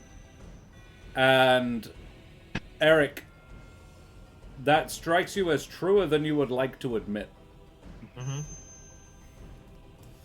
And you choose turn to ignore into... that. I'm sure you do. You turn into a wood elemental. Yeah, so I have done this before the older heart reached this level of power, so calling myself an older heart elemental is a bit of an exaggeration. It's also not where your magic comes from. No. But my feathers grow hard and turn into bark. And roots kind of grow out from my talons stick into the ground and roots come out. So I have 10 temporary hit points. I make con saves with advantage. I make dex and wisdom based attack rolls with advantage. Nice. And when I'm on the ground within 15 feet of me is difficult terrain for my enemies, which is why I chose to be next to the earth elemental and not the air elemental that is probably going to ignore the ground. Yep. And then I can't use a spell as an attack because I just cast a spell. So I am... You can. Hope is still out. I don't know if you want an icon for her or not. But I'm going to throw a produced flame at her. Larimar. Right. Yeah. And I did put out the flame. Yeah. So I don't know if there's any source of light here. Probably not. There is. There's that Great. flame that you can see in the corner, in the middle of the room. Fantastic. Then this attack has advantage Oh, right. Yep. because it's a wisdom-based Yep. attack. Yep. Yep. That's 24 to hit, Does. and I am going to roll 4d8s. That is 17 points of fire damage. And just as a reminder, it's the 3 from the attack plus the 1 extra one from Hope being Yep. out. Lovely. And me casting fire spells. It strikes at her and catches on the stony side of her face. And Eric, your affinity with fire elementals and fire generally, that should have hurt her more than it did. Just as a reminder, I have Elemental Adept, and I'm overcoming fire resistances. Ah, in which case it hits her properly. Thank you for reminding me. Hell yeah. Yeah, it initially does, and then you tighten your focus, and the flames continue Hope to eat flares at her. blue. Yeah, And then that fire, yeah. definitely. Yeah. Yeah, the flames lick deeper into her, and she actually screeches. Yeah, lovely. Julio! Me! I look at Eric, I nod, and I mirror the transformation, and I use my aspect of I the move heart. close to her. I want to be very clear. How often can you do that? Moi? I could have sworn you've done that today. Have I? Is it all the same day? Pretty sure that fight that we had in Barovia, which was only about an hour or so ago. So I'm looking at the College of the Canopy. It has nothing about this. It says, oh no, sorry, you are correct. It's once per long rest, and we have not had. We had a have not. short rest in the bottle, You right? You had short before. rest in the bottle, you took the baby. short rest in the bottle, and then you did this. Anyway, Yeah, I'm pretty what confident a you fucking cannot. long ass day. Holy. We need You to fought chat an something. angel and 2 other elementals today. Yeah. So much. Yeah. Okay, in that case, I'm gonna do what I do best. Cash, which we need is a shank ride, a people. race. Yeah. Noted. We need a shank is what we need to do. So I'm gonna just kapow at the closest to me. So you biatch. go towards her, Yes, sir. Yes, sir. the one that Eric already attacked, and you kapow, as you say. I do kapow. First attack 21. Does. You'd hope. Nice. Yes, my 21 misses. What? my damage is magical. If that matters It to anyone. does matter. And what Sweet. manner of magic damage? Slide Slayer is necrotic, or is it just slashing or piercing? So I'm using my Susan's variable dagger, which is radiant. Oh, radiant. Okay. Yep. Sure. I would we didn't hear anything about the radiant, so I would assume. Nope. It's Yeah. gonna be fine. I Radiant. think Radiant is safe. Yep. Yes, sweet. And I think I remember that my sneak is 3d6. Yeah, 3d6. It is. Yeah. So let's do some damage on the bitches. Hiya! Roll for bitch Okay. damage. I'm rolling for bitch damage. 12 plus 5, that's 17 radiant damage. Yeah. Yeah. And I'm gonna do a second attack. 17, you say. Very nice. Yes, sir. Yeah. Okay, yeah, that definitely hits. That's 16 plus 8, which is something. Yep. And this one is normal 1d8 plus 4, but it's magical Yep. damage. Yeah. It's 8 damage. 8. Yes. Lovely. Thank you very much. So that's my action bonus action, and I back away. You back away, back the direction you came, the full distance. Yeah, if it's not crowded, yes, I'm gonna. I think you go back. over You there. can back 15 feet backwards. That sounds great to me. Cool. Love it. Then it's Larimar's turn.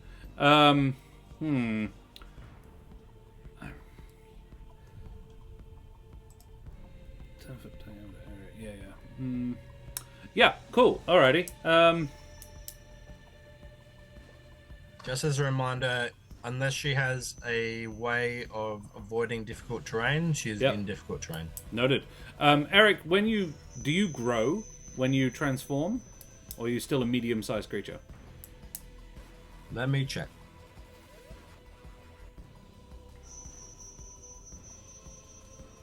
I don't think No, I'm particularly still much. medium. Okay. Alrighty. I don't like that question. I kind of like this idea. Okay, so she is going to she is going to slowly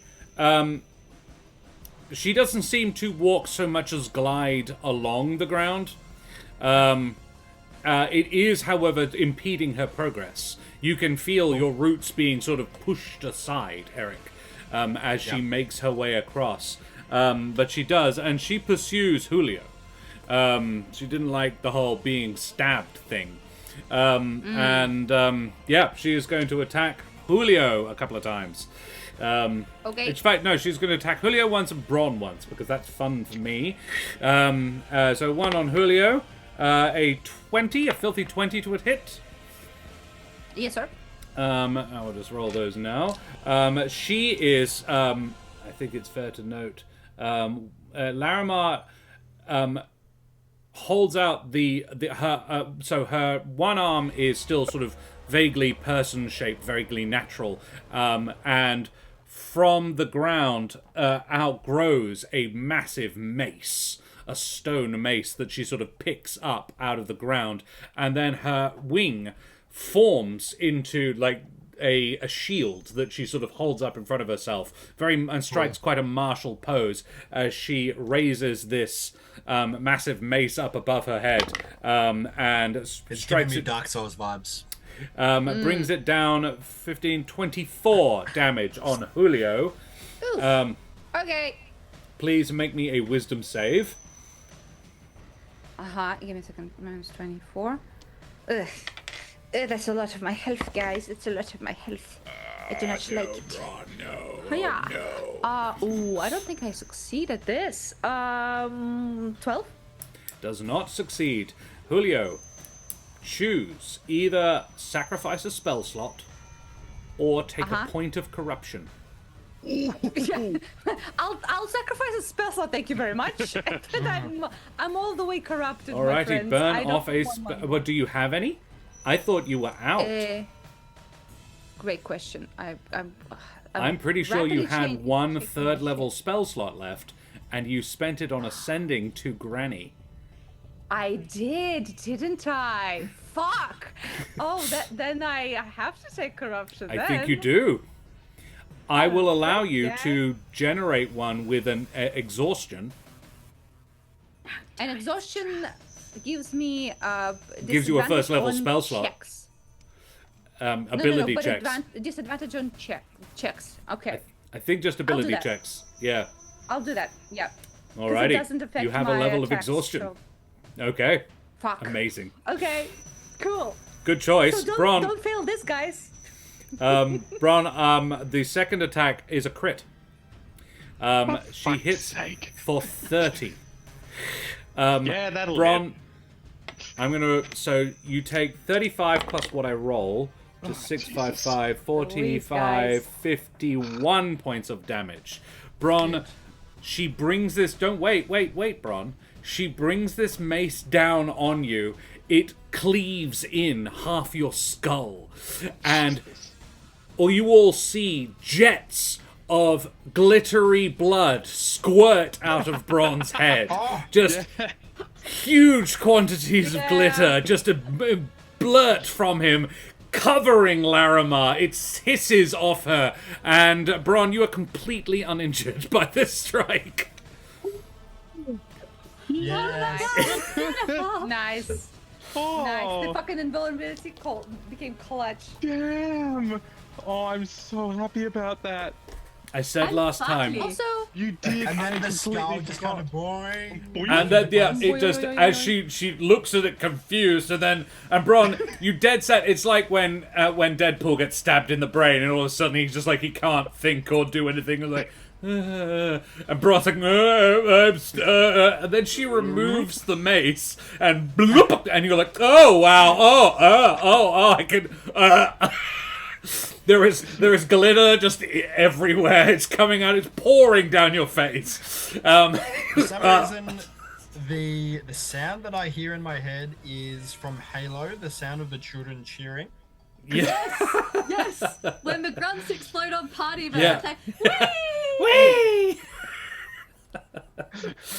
Oh, I love that you get that. You know that reference, my love. Alrighty, yeah, that's his go. She's disappointed. I'm mildly disappointed. That was an awesome hit. Amazing. I am going to say you do still have to make the wisdom save. Okay. You're not wisdom invulnerable to that. save. Ooh, that's fun. I've been rolling like shit. Oh, okay. 17 minus 1 Is is a pass. 16. Oh, it's still a pass. Just. nice. Cool. Great. It's Bron's turn. You know what? As a What? reaction to her ending her turn, I am going to use a feature, and I am going to force her to make a wisdom check. Ooh. Wisdom saving throw of, I believe my spell thing is 17. I She imagine rolled a this is 17. like a. No, So she got a- I'm not. You are. She got a 26. Damn. Otherwise, she would have been charmed for a minute. Oh, that's a shame. That would have been hilarious. She doesn't know who the Just fuck was you too are much. either. She's She's like, this distracted by one's the new. glitter." Resilient too, very durable. Did you all Hmm. create a homunculus or something? Hey, that's a real brain but you're he hitting there. is. I did, yeah. Yeah. I am going to use the bark blade and attack Sobel twice. Sobel or Larimar? Nope, Sobel. Okay. First From time where will be you are. normal. Uh-huh. It's a 21 to hit. 21 does. Cool. This is normal piercing damage. Not very much. 8. It is a magical weapon, is it not? Or did we... It doesn't say magic, but The bark blade it must be. oh, think it between is. oh yes, between slashing and radiant. So I'm Yeah, going to yeah, choose yeah, radiant. Yeah. Yeah, radiant. Yes. 8 radiant damage. Fun. But it also has the Vex property, which means I roll all the No, other it doesn't. attacks that No, Oh, it it doesn't. doesn't. We're Dang not it. playing with the stupid 2024 rules, sorry. Oh, I want advantage. I want crit. I want it now. Well, if you want to give John advantage, then you in Yes. chat can use your Please channel feel points. free. Yeah. I would love to crit. That would be very fun. But either way, let's. Do it again. John's looking for his No. third crit of the game. Yes. Let's see what happens when people are restrained. Mitch did it. Yes. Nice. Okay. Cool. Are you gonna do it? Yeah. Let's swing once more. This time at Please. advantage. I will not bother putting it on your sheet then. Great. Come on, crit. Oh, that was a 1 and a 12. So thank you for that, Mitch. Because otherwise, yeah. So that's And 19 you to rolled hit. a 19 on on Sobel. Yes. It does. Fantastic. So that is another 8 radiant. And you know what? Let's do it now. Why not? I'm going to use my fire rune to shackle Sobel in Ooh. fiery shackles, so it Love takes it. 2d6 fire damage. And Just must- checking. How many times a short rest can you do that? once. And you didn't do it in Barovia, but you because I remember you did it before, but you didn't do it in Barovia. Cool. Alrighty. It comes back on short rest. Yeah, not yeah, long yeah, rest. yeah. Yep. Nice. Wow, so that's 11 out of 12 fire damage. That's pretty great. Does he? It just happens, doesn't he? He doesn't get a choice. He doesn't get The a save or damage anything. does, and then he makes the save to see if he still does it next Ah, turn. okay. So 11? Yeah. 11 points of 11 fire damage. fire damage. Very nice. And then, yeah, a strength saving throw of 17 to avoid being restrained for a minute. 17. And his strength is... I got a 19.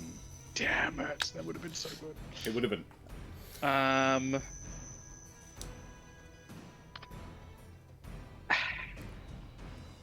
Do I? Fuck it. You know what? Why not? Let's go all out as quick as we can. That's my motto. I'm gonna action surge. Good, good. Yes, and then attack him twice more. Wow, okay. Go, Bron. Love Fuck it. him up. Yes. Lash him. Lash. And also, if I happen to crit with the bark blade, it also makes them paralyzed. Does. So like, there's a lot of chances for Yeah, me come to. on then. All right. Oh no, that's a 10 to hit. That didn't work. Nope. That does not. Does not. Well, you Let's still get try one more. the next one. Oh, it was almost a 12, but no, it rolled over to a 2 to make a 9 to hit. Even worse. So no. that was a waste. Oh well. Did nothing. But I Excellent. got them out the way. You did. Splendid. We go back to the top of the order unless you want to move. No, if I move, I'm going to take another attack opportunity from that enormous mace. Yep. So I Yeah. think I'll just stay here. The head of the mace is like bigger than your head. Yeah. Significantly larger when it hits as well. It very much decreases the size of your own head. Alrighty, back to the top of the order. It's Sobel. Sobel didn't like being whipped by Bron. So Sobel is going to swoop in on Bron. He's a little bit like, really expected the head crushing thing to work. He gestures try it over at Kesh, first of all. And, Kesh, can you please make me a DC... a con saving throw? Con? 15. On a failure, the target takes 3d8 lightning damage and is bloody hell. stunned. He tasered me! He did. Motherfucker! Stunned. So let's see. Oof, that's not good. Pining for the fjords. It was so 19 lightning damage Kesh has 1 hit point, guys. and is stunned. Can't move, take Damn. actions, reactions, advantage on attacks against her, and That speaks only sucks. faltering until the end of her next round, or until the end of Sobel's next round. Damn. So I'm, Yeah. That means any attack on the cash is a traumatic crit, right? He's only got 1 hit point. It doesn't really matter. Yeah. Yeah. I think it's attacks against her with advantage. Yeah. moment silent for Kesh. Should be fine. We see on the other side, Cash. And then he is, because he can only do that once, fortunately, he is going to bring his sword up and try and smite Bron with it. 23 to hit. Ah, nuts, that hits. It Yep. would have been great if he just appeared to be invulnerable forever. Well, he didn't roll particularly well for the damage. That's 19 points of lightning damage, Bron. Okay, you know what? That's a lot better than 51 points, so I'm fine with that. Fair. Can you please make me a wisdom saving throw? Oh, I don't like these. Oh, 18 minus 1, 17. 17 is a pass. Our very unwise boy is doing well. He's doing fine. Cool. Great. It's all the glitter in his blood. That's Sobel's turn. It's Kesh's turn. Kesh. Kesh does nothing. Kesh does nothing. Kesh stands and she can sort of mutter a couple of words, but like that, I'm going to take Kesh to go out. Why, thank you. I'd love to go for a ride in the Hiscalia.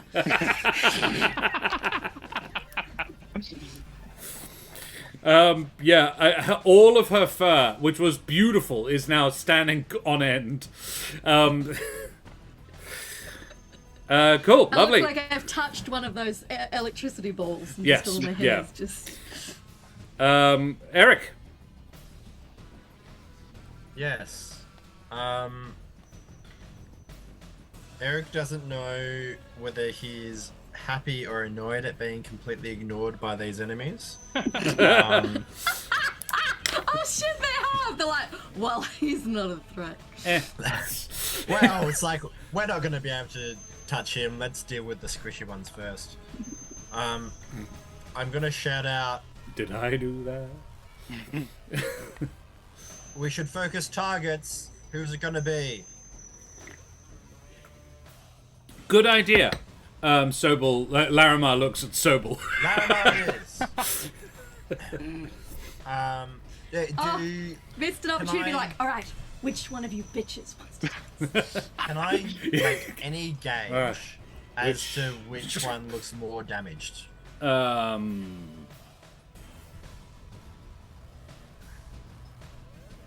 No is a fine answer. No, I don't think so. Yeah. Not really. Great.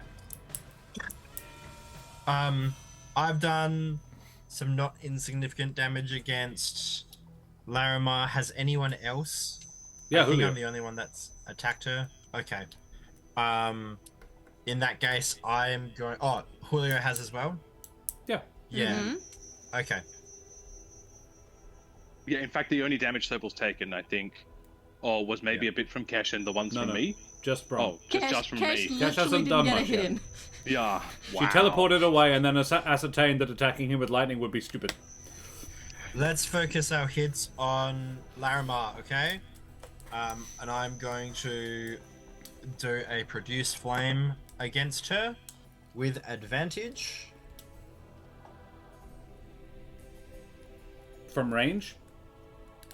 Yes. Yep, cool. Yeah. That is a natural 20. Nice. Nice. That's a lot. This is going to be a lot. Yeah.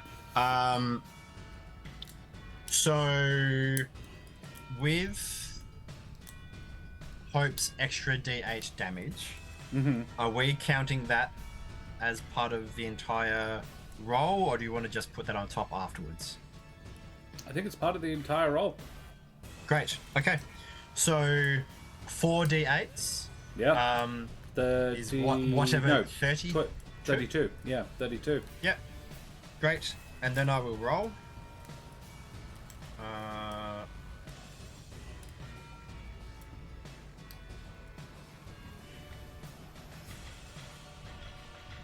Well, that's a couple of ones there. So 46 points of fire damage, overcoming Yeah. resistances. Yep. And I'm going to use my bonus action to give Hope some movement. Is there anywhere that looks like it is more behind more cover than Cash is right now? No, not really. Well, Okay. it's hard to be in cover from both of them, but not really. Yeah. Cash could probably shuffle one hex to the right, but otherwise, no, not really. Could she fall sideways into it? Well, I mean, I asked because Hope can teleport her there. Yeah. If it's not going to make a significant mechanical difference, then Neither of them have an eyeline on her. okay. And yet, that's where she was when he zapped It was her, an right? area effect. Gotcha. Okay. Shit. And you're in his lair. Yeah. That's fine. Look, Hope is gonna do what she can and do a flame seed attack against Larimar because she knows how to follow instructions. Yep. She does not have advantage. So a 12 probably ain't gonna cut it. No. No. Marvelous. Alrighty. And for what it's worth, she will hang out in a corner. Yeah, I think her movement is 15 feet. No, her movement is 60 feet. Oh, okay, right. Oh, So 30 feet. 30 Okay. feet. She could scoot on most of the way to Cash if you want. That's like, I don't, yeah, like Yep. there-ish. As long as you know where she is. But yeah, fine. Yeah. Cool. Thank you. For what it's worth, she'll be using one of these trees as cover. Yeah. Julio.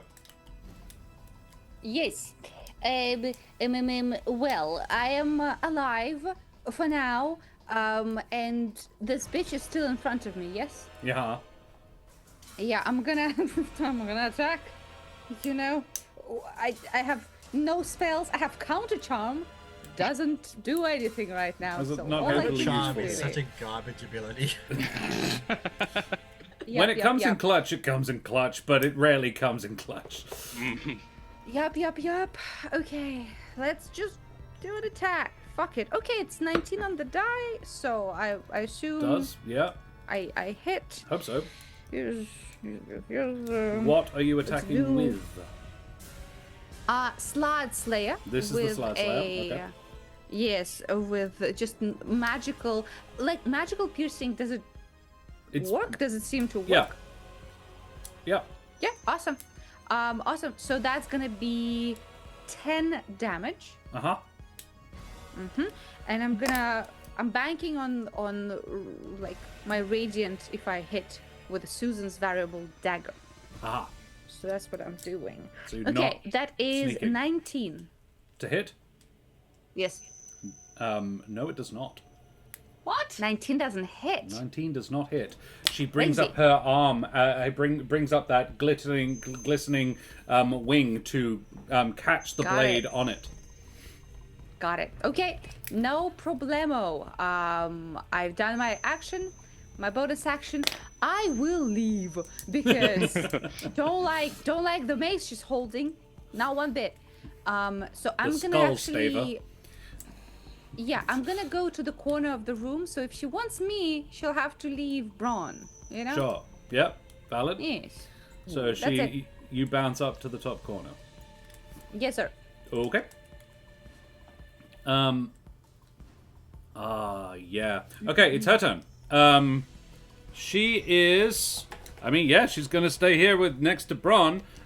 She is going to open a.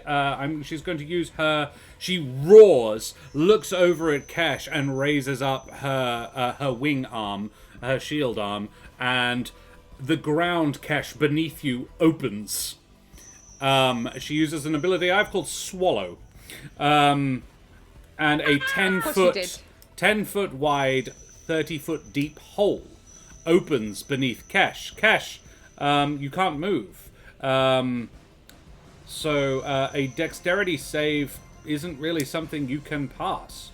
So I believe stun just makes you fail dex saves. yeah. So you fall down the hole, taking 3d6 of Bitch, falling don't even damage. roll it. I'm unconscious. I know, I'm just well, that's 12. 12 falling damage, and Cash is now at the bottom of a hole. How deep did you say the hole is? 30 feet. Cool. It's hope proof. Hope proof. It was not my intent, but yes. Only it was Julio, the bouncy boy, in the bottom of the fucking hole.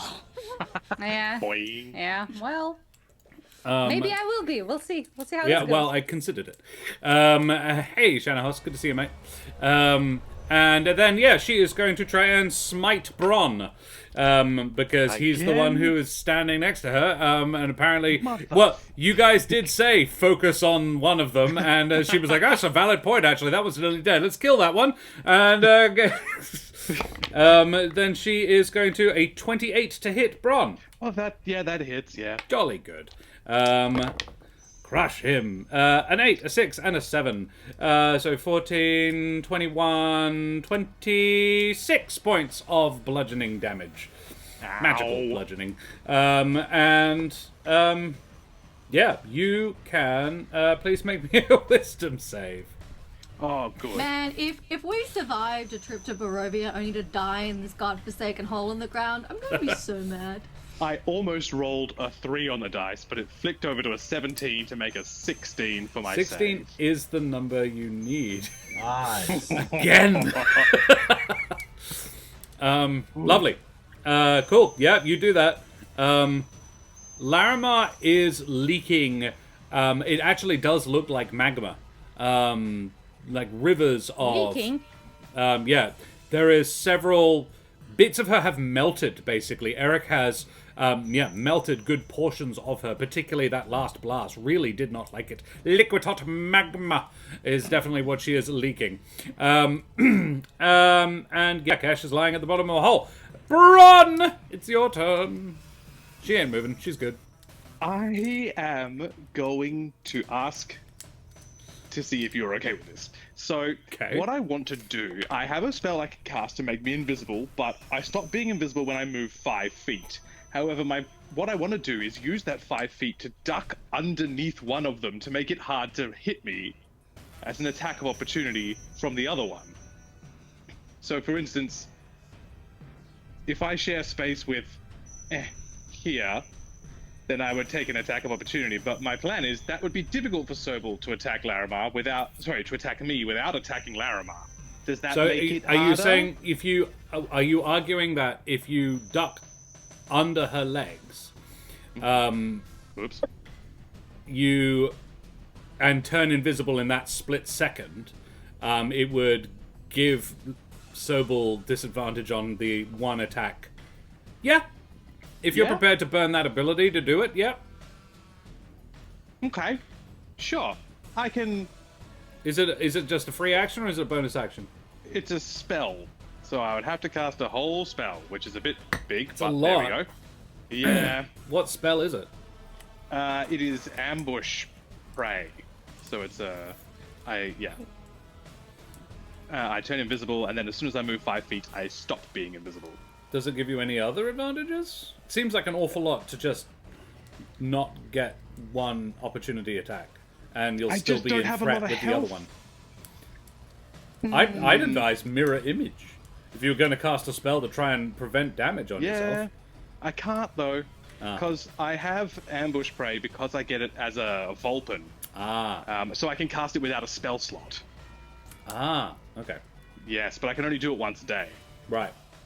I could Thunder Wave, but that's not really going to do a lot of damage to...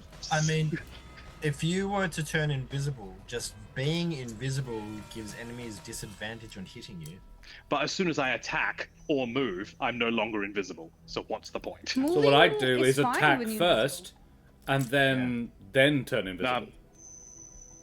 But that's a separate turn. Is it as in it's an action to do it? Is it? Yeah, it's still an action to cast the spell, so it's like it's tricky. I might just have to stay here for a while and hope. I might then, in that case, I touch myself and cast Cure Wounds. Flash fade life. Watch out for that damn mace. Valid point. Yeah. Agreed. Exactly. Definitely That's what's do got that. me worried. Yeah. Yeah. Fair. I think that's about the best I can do. I could attack. I You know always, what? Fuck I it. always Maybe let's just favor. go out with a blaze of glory. Yeah. Yeah, do it. Yeah. All right. Sweet. You don't need a heal from something damaging you if you kill it before it can If I damage kill you. it first, yeah. I exactly. always favor proactive healing. It's way better to kill the thing that's hurting you than it is to heal yourself from the damage. That's true. That's true. All right. Well, in that case, let's swing at the bubbly magma boy. You mean the lady? Magma. Yeah. Magma. Oh, that is a 19, so a 26 to hit. Good. Yes, it does. Nice. Great. She's a red hot fellow. Hey. She's And that's not. She's a 6 lady. radiant. 6 radiant damage. She would like a lady swim, please. Lady. And then the next attack. Come on. Ooh. No, that's a crit. That's a 1. Oof. So, unfortunately. Bron, No. the length of your you're striking out with the bark blade. Ooh. I am. I kind of want to be a bit retroactive because I've got a bonus action I realized I could make. Oh, that's an even better one. That's all right. I can save that bonus action for later. Okay. Let's keep going. Yeah, you lash out with the bark blade. The first time, like, cleaves a bit of, like, slices off some of the glittering scales of her wing shield. But the second time, as you lash it again, she actually holds it up and the scales part, and the whip like wraps around it, and then these things snap down and actually chop the about a third of the blade off, and the bark blade is reduced in length by 5 feet, so you now only have a 10-foot reach, not 15. It will grow back, but it takes a little while. How dare you? And I'm gonna bonus action second wind. That's a great way to heal. That is a good way to heal. 1d10 plus 3. Yeah. There we go. So let's see. Not very much. That's 6 healing, but you know what? It's better than nothing. Yes. Boom. There Fresh we go. Fade Almost Life. half health. Bron has a blade that is it's a long sword, but it's also a whip.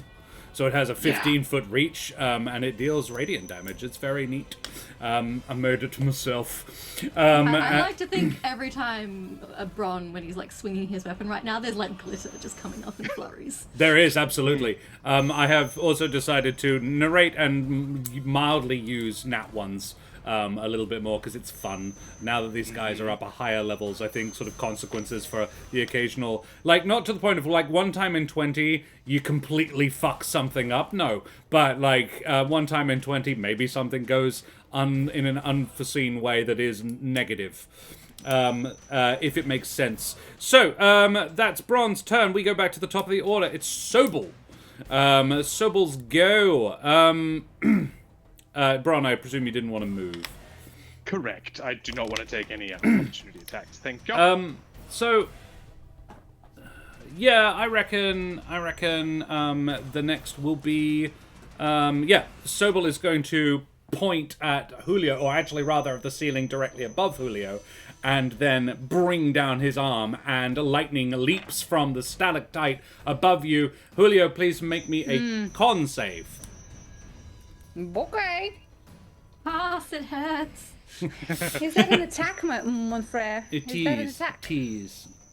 Lovely. So I'm gonna uncanny dodge when I can. Smart. Constitution saving throw. 18.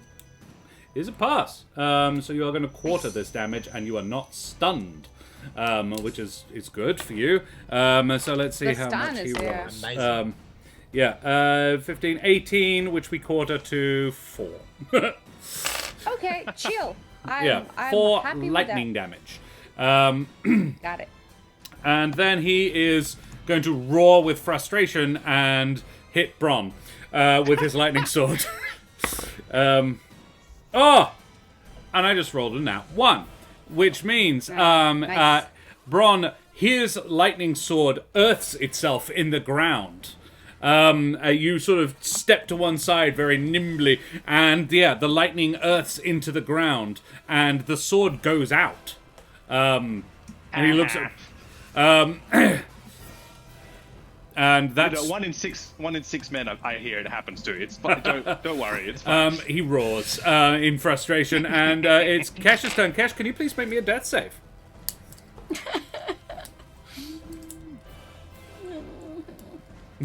Fresh Fade Life, thank you very much for the follow, you bloody champion. Avast, matey, you wee scallywag. Kesh, That is a don't fail. tell us. Oh, okay. Yeah, don't tell us. It's more interesting if we don't know. Kesh has failed a death save, but we're I not won't gonna. tell you what happens next. We're not. Yeah, we don't. It's more interesting if we don't share. Can I burn my inspiration on those? You can. Because then I can roll it again, and you guys won't know what the outcome is. Cool. Good idea, and also And not I a bad might, thing to you know, roll. pass. Yeah. If you get a natural 20, you just sit back up. Yeah. Unfortunately, I do not sit back. She did not sit back up. Okay. Noted. Oh, you told us. Eric. I didn't roll a 20. Well, here's the thing, Eric. One way or This the other, was you just do not make an hear action without Cash telling get me. up in the in the pit, and it is your turn. Yeah. Mike moans. The Moonly fans. Fifth raid of the evening. What the hell is going on? That's crazy. Guys, thank you so much for joining us, you bloody champions. Mike, you lovely bean. Where have you been, you lovely? Guys, if you do not know the glory and wonder that is the lovely Moan Zone, check them out. We have been friends with the lovely Mike for a wonderful time. I'm just losing the ability to spell Mike. There we go. Boop, boop, there. Boom. What were you doing? You're playing some miniatures. What were you painting? Mike is a mini painter from Manchester. He's a lovely guy. Chuck a follow over there as well for just a really nice, wholesome, affirming, very 18 plus, but lovely and affirming and wholesome anyway. It's kind of it's amazing how he manages to marry wholesome and 18 plus, but he does, absolutely. It's innuendo, but it's also just lovely, nice and kind. Orc Robocop, of course you were. Why wouldn't you be? Stupid of me for even asking. I assumed something along those lines. Sounds great. I can't wait to look at the VOD to see it. Guys, we are in the middle of a fairly major boss fight. Cash is unconscious. That's not great. She has rolled a death save. We don't know what she got. Bron is looking a bit beat up. And Eric, what are you going to do? Now, we have a few of those funky minor healing potions. You do indeed. Is it possible for me Drop it on. to chuck one of those down the hole? Yeah. Yeah, it is. Yeah, it is. Amazing. Right. If possible, I would love for Hope to kind of try to guide it. But I assume I'm using my bonus action to throw the potion rather than to give her an action. She can still move. It is an action to. It is a bonus action to drink a potion yourself. It is an action to give a potion to somebody else. Gotcha. Okay. Great. In that case, and I think that is a homebrew ruling, but it is what I have ruled in the past. Yeah. No, that makes a lot of sense. I'm not going to do that then. What I am going to do is continue blasting. Blast him! Yep. So this is still with advantage. Good. That's what that is.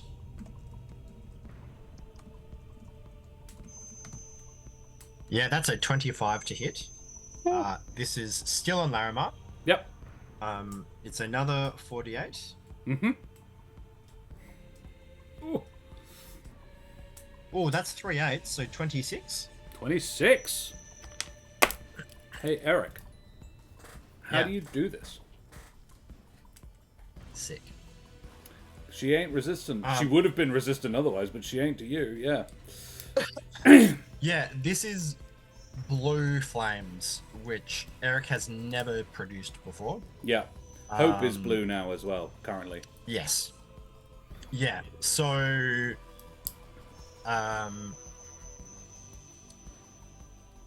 he is going to produce this blue flame in his hand and going to do the same action to throw it, and the ball of fire does throw and land on her, but there's a constant stream of blue flamethrower just coming from his hand, and he is focusing on literally melting her down to the point she's turning into molten magma rather than glass. Yeah. But you know what?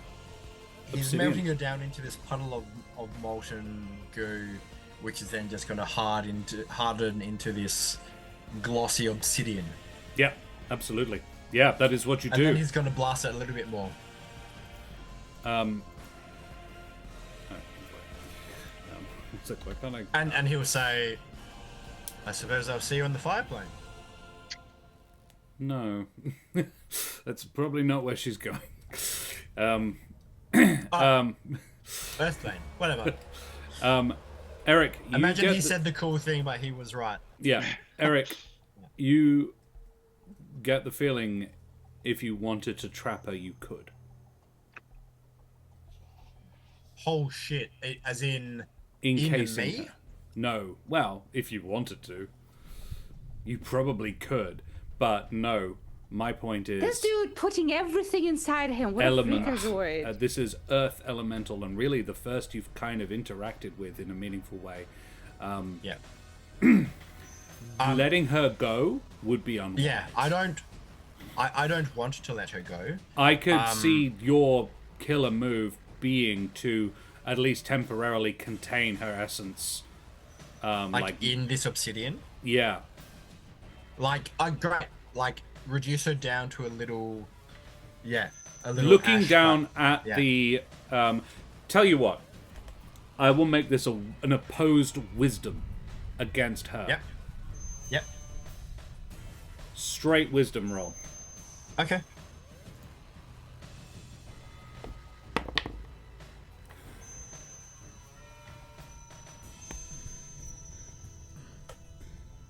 That's How did you do? 18. An 18. Do I have advantage? You have a d4. I I want to use the D4. rolled a 6. Do it. I am going to use my DM's advantage. Okay. Jesus. I will use my D4. Ooh. How'd you do? I rolled a 1. Oh, so that makes it a 19. Yeah. Eric, I have a +4. And I rolled a 16.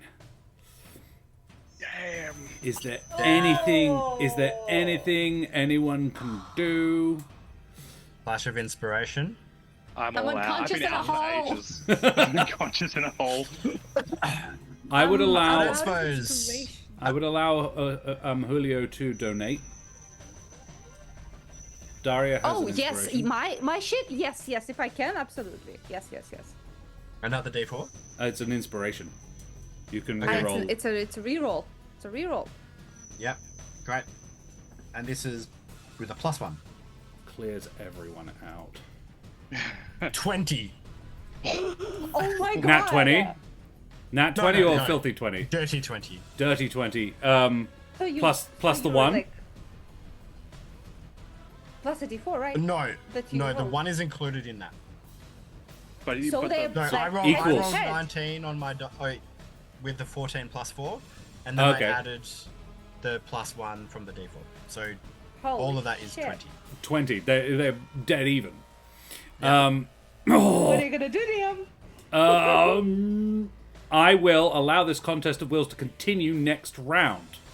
If Okay. you want. Okay.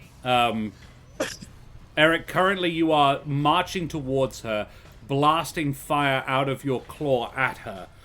You are basically the stony element of her has melted down. You are melting it down into a puddle that she is. You can see the uncorrupted version of her staring out of, beating her fists against it. You can see the obsidian glass cracking whenever she hits against it. But your constant flames remelt those and smooth it back together again. But it is all that you can do to hold her in place.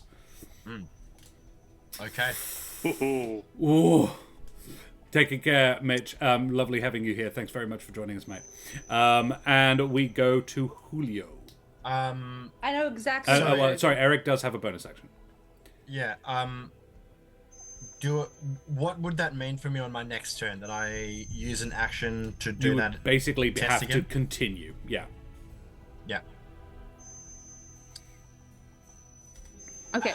Am I going or? I'm That's gonna okay. send. Sorry, I'm gonna send Hope with my bonus action down into the hole with Kesh. Yep. Aw, she can watch me die. It's a 30-foot fly speed, so 15-foot teleport, and then 30-foot down Yeah. to She be gets more or to less where Kesh. Kesh is. Yeah. Yeah. Okay, I'm done. Love it. Then Julio. Okay, I know exactly what I'm gonna do. Seeing like this battle of wills between them, and seeing that none budge, I'm gonna just use everything I have to help Eric. So what I'm gonna do is, I'm gonna use my action to cast guidance. I have no more inspirations to give, my friend. And I have this question. I have cunning action. Cunning action allows me as a bonus action to take dash, disengage, or hide. Am I able to use it for help instead? As a Jabin, can you not do that? Great question. I know Cool. very Pretty little sure about my that is the Durbin race shit. ability of a Jobin. It is Oh my God, something I've that never used Esmeralda it. does all the fucking time. I'm gonna use it then. Hell yeah, I'm Pretty gonna sure, use check my math, Durbin. but I'm pretty confident. Team tactics. You can use the help Team action as a bonus tactics. action. Yeah. Team tactics.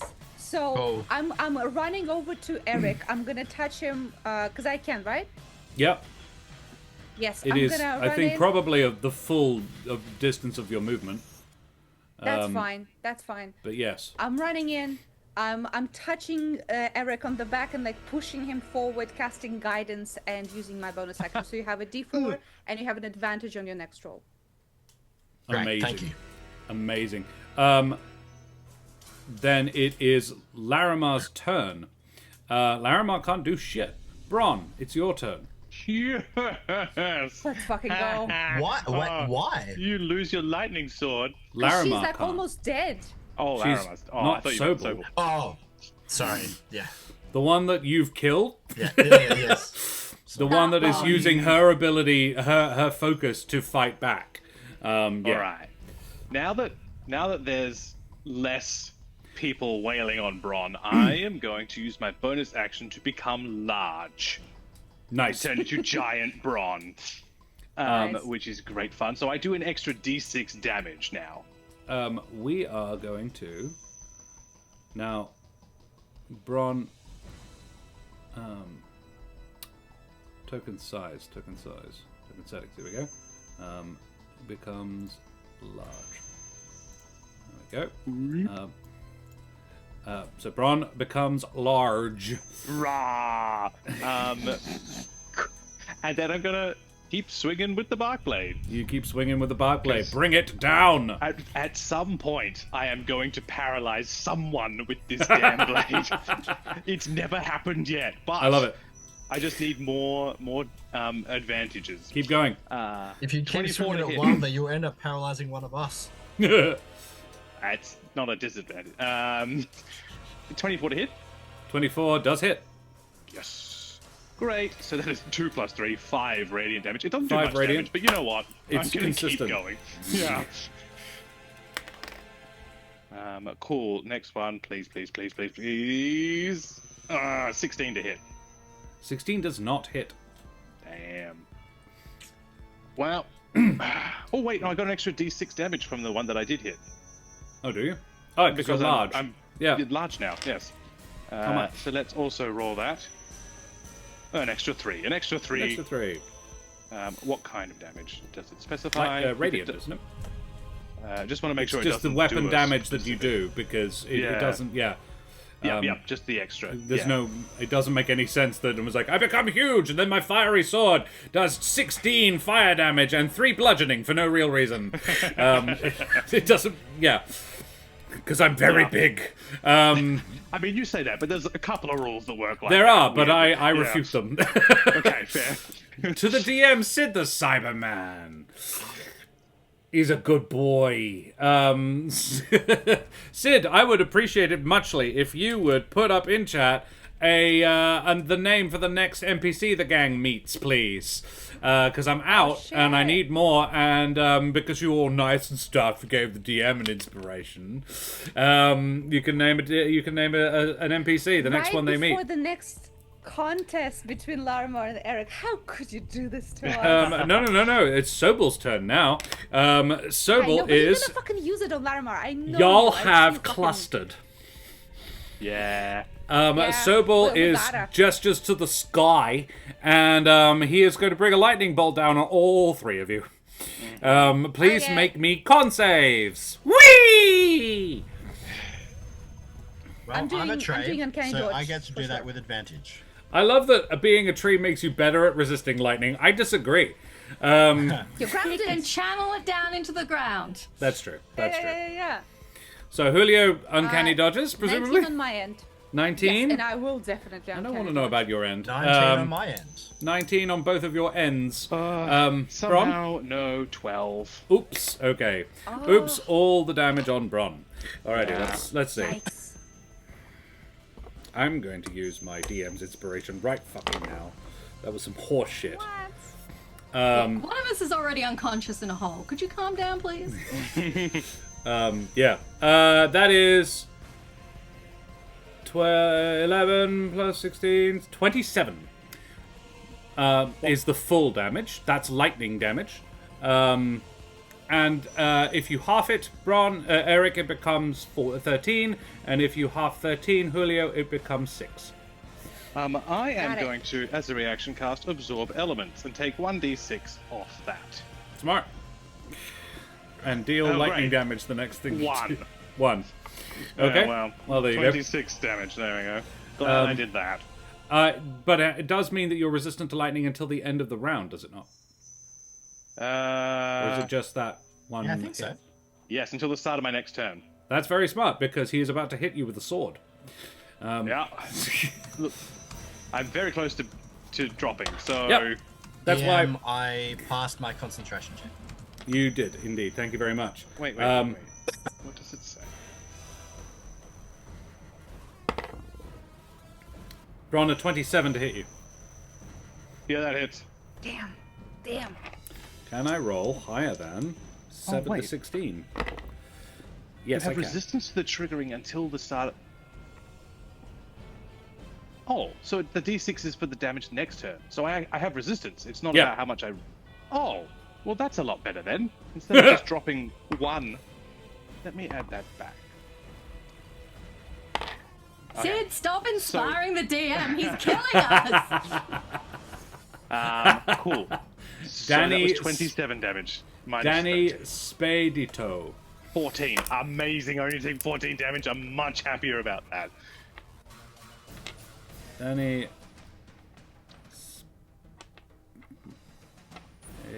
Spedito. Thank you. And the DM is re-inspired. So, Bron, you are then going to take a further 22 half to 11. And please make me a con Damn. save. See, I'm proficient at these, but I've never rolled well. Nope, that's a 6. Plus 7 is 13. Oh, no, I apologize. A wisdom save. Ah, well, I just have to roll it again. Oh, no. No. Take the number. Just tell me what it was No. differently. No. It's fine. It doesn't matter either way. Yeah, I didn't think so. It didn't roll very high. and I have Sacrifice a negative spell 1. slot or take a point of corruption. Sacrifice a spell slot. I've got plenty of first level spell slots. Okay. And I'm not doing anything with them, so... Burn them. Burn one. Yep, cool. Ron is pure. That's the end Pure. of that sentence. Did Yes, he is. the Cyberman has given Josh another inspiration, Wow. which personally I think is fucked. Yep. I would love to remind all of our viewers that everyone participating in tonight's game can receive inspiration. I don't think that. I think that's very clearly stated already. So I believe that too. I'm just trying to give people such as Sid the Cyberman Shanahouse a redeemed little one. bit of Yeah. leniency. Yeah, Because the other assumption is that they're a piece of shit. Respectfully. Damn. respectfully. Respectfully, you're Respectfully. crazy. You're a piece Well, of I guess there is one going. Not Josh. For Kesh. There is an inspiration for thank Kesh. you. Hey Kesh, roll me a death save. Fuck me. Poker face.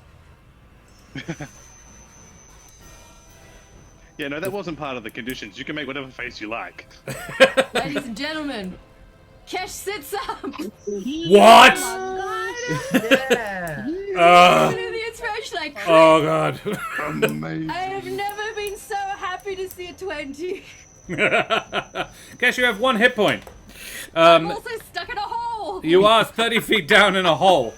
Oh yeah! Yes, indeed. We did not burn it already. I will be sitting on that. Out of for curiosity- The next attack on this bitch I miss. Out of curiosity, Kesh, did you fail the first one? The one I re-rolled, I succeeded, so I had Okay. one success when I Wow. rolled the second time. So you had 3, effectively as well. That's fun. Cool. Alrighty. Well, that's your turn. Eric, let's just do like to this think, battle like- of wills. Kesh sits up like she's just woken up from a really intense dream. Like, And I'm like, Just, I'm in a hole. I'm in a hole. How much did I drink last night? what a great question. Why don't An you attractive continue question. on telling us about that dream that Kesh had while we give our audience a chance to grant any more inspiration? And You've already got D4s. advantage anyone, on the roll to and a anyone. D4. Advantage what on the about roll, yeah, more? and a D4, Okay. yeah. We're doing this again then. Go for it. This is wisdom, right? It is straight wisdom check. Advantage. I'm betting. Yes. Yeah, Julio is helping you. Oh, Julio- sorry. Yeah, I getcha. Describe how you are helping. Oh, yeah. So as Eric is in the form of a like all the heart elemental, as I put my hand on his back and like give him support just physically, I also give a small prayer to the altar heart, envisioning that rune, that future rune of the material plane, the future that we are striving for. Black I rolled a Order, 27. The older heart. 27. Holy shit! I rolled a Larimar 19 on the rolled- dice, plus 5. I could not beat Plus that. 3. I rolled a 19, which is why I'm not burning my inspiration. I rolled a 19 plus 4. So Larimar got a 23. Yeah. But Fresh Fade That's Life, thank you crazy. very much for joining us this evening, mate. Have a lovely evening. Take care. See you next time. Yeah. Eric, Julio, what did you describe? Sorry? So as I put my hand on his back, I say a prayer to the older heart, and I envision that future rune of the material plane. I love it. And as you do that, Eric, that rune snaps into your mind. Becomes crystal clear in your mind, and that is what you carve using these flames. You form this, the glass, you form that shape on the glass, and you hear a wail of frustration as this... It's a perfect sphere of obsidian glass, and printed on it hundreds of times is that rune. Every single time it is a different shape, but it all means the same thing. Julio, what is the sound that rings in your ears when you hear this rune, when you see this rune? What is the noise, like Fura, Sarah, or any of the other ones? This is your god, your rune to make. I think the sounds are of nature. There's a dash of waves on the rocks. There's a rustling of leaves. There's birds singing in the branches, and there's, I think, also a smell of cooked food in the kitchens of the older heart. A smell of just, soap from people washing their clothes in the river. It is the sounds and smells of our life. And what is the word? What is the name of this rune? I don't know. Could it be, Could be any some, random like- any random collection of syllables, or it can be a word. No, word. It's gonna be a word. Home. Home. It is the home rune. Very And nice. this sphere is her home now. Love it. Lovely. She hates it. Ironic. Yeah. Yeah, every time she yells, the sweet sound of bird song pops out. Eric, you have And it's tweet, tweet, tweet. So You have- wholesome, I hate it. a bowling ball sized sphere of obsidian that contains half of an earth elemental, a half earth, half material elemental. Interesting. That is your turn, I'm afraid. That uses the remainder That's of your... fine. You can move. Hope is in the hole with Kesh. Hope was Is sitting Hope on her able to shoulder. communicate to me that Kesh is sat up? Can you normally talk to her through your mind? I mean, we're in the same room. Like, we're not that far apart. No, but you can't see There's her. no telepathic connection. No. In which case, no. Can she just go, caw? No, she can't. Actually, making noise in here takes a certain amount of effort. I have been rolling for it. Every time you guys say, I say this very specifically. But nobody has failed until now. It's a relatively low check because it's a lair ability called the Silent Town. And it means when they try to talk, there might be a problem. But it's only happened once, and I just checked. No, Hope cannot make noises in this place. That is Eric's turn. Julio. I'm going to. If you want to move, you can. Can I use my bonus action to hand Julio a potion of healing? One of those funky ones? No, you've used your. It's an action and bonus act. You basically used everything you had. Okay, great, cool. Can I take one of them from him? Yeah. If you know where they are are they easily accessible? Like just sort of hanging on a belt pouch? Yeah. Oh, I can go into the crotch area. I can root around. Like that's not an issue. It's whether or not Julio knows where they are is the trick. Because I'm trying to determine if this is an action or a bonus action.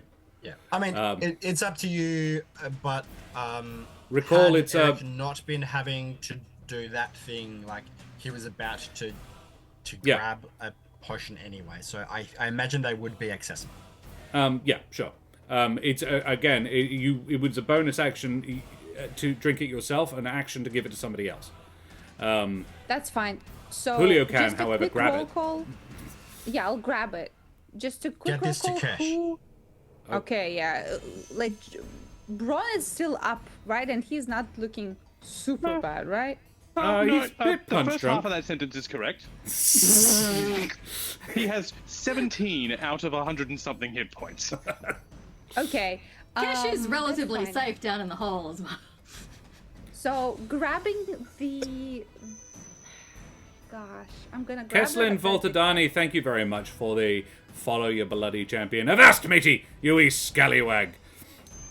Sorry, continue. Okay. Yes, I'm gonna grab the potion. I'm gonna. Is that a bonus action? What is that? It's a bonus action. Is it free action? Okay. So Kel- I'm gonna grab the potion Kesslin Votandi. and I'm gonna run to the edge of the hole. Runs to the And edge I'm of the gonna hole. use my. Yeet. Yes, I'm gonna use my action. No, I'm not gonna yeet it. I'm gonna use my action to tie the potion to the end of the rope and pull the rope down. Oh, good idea. Yep. Yep.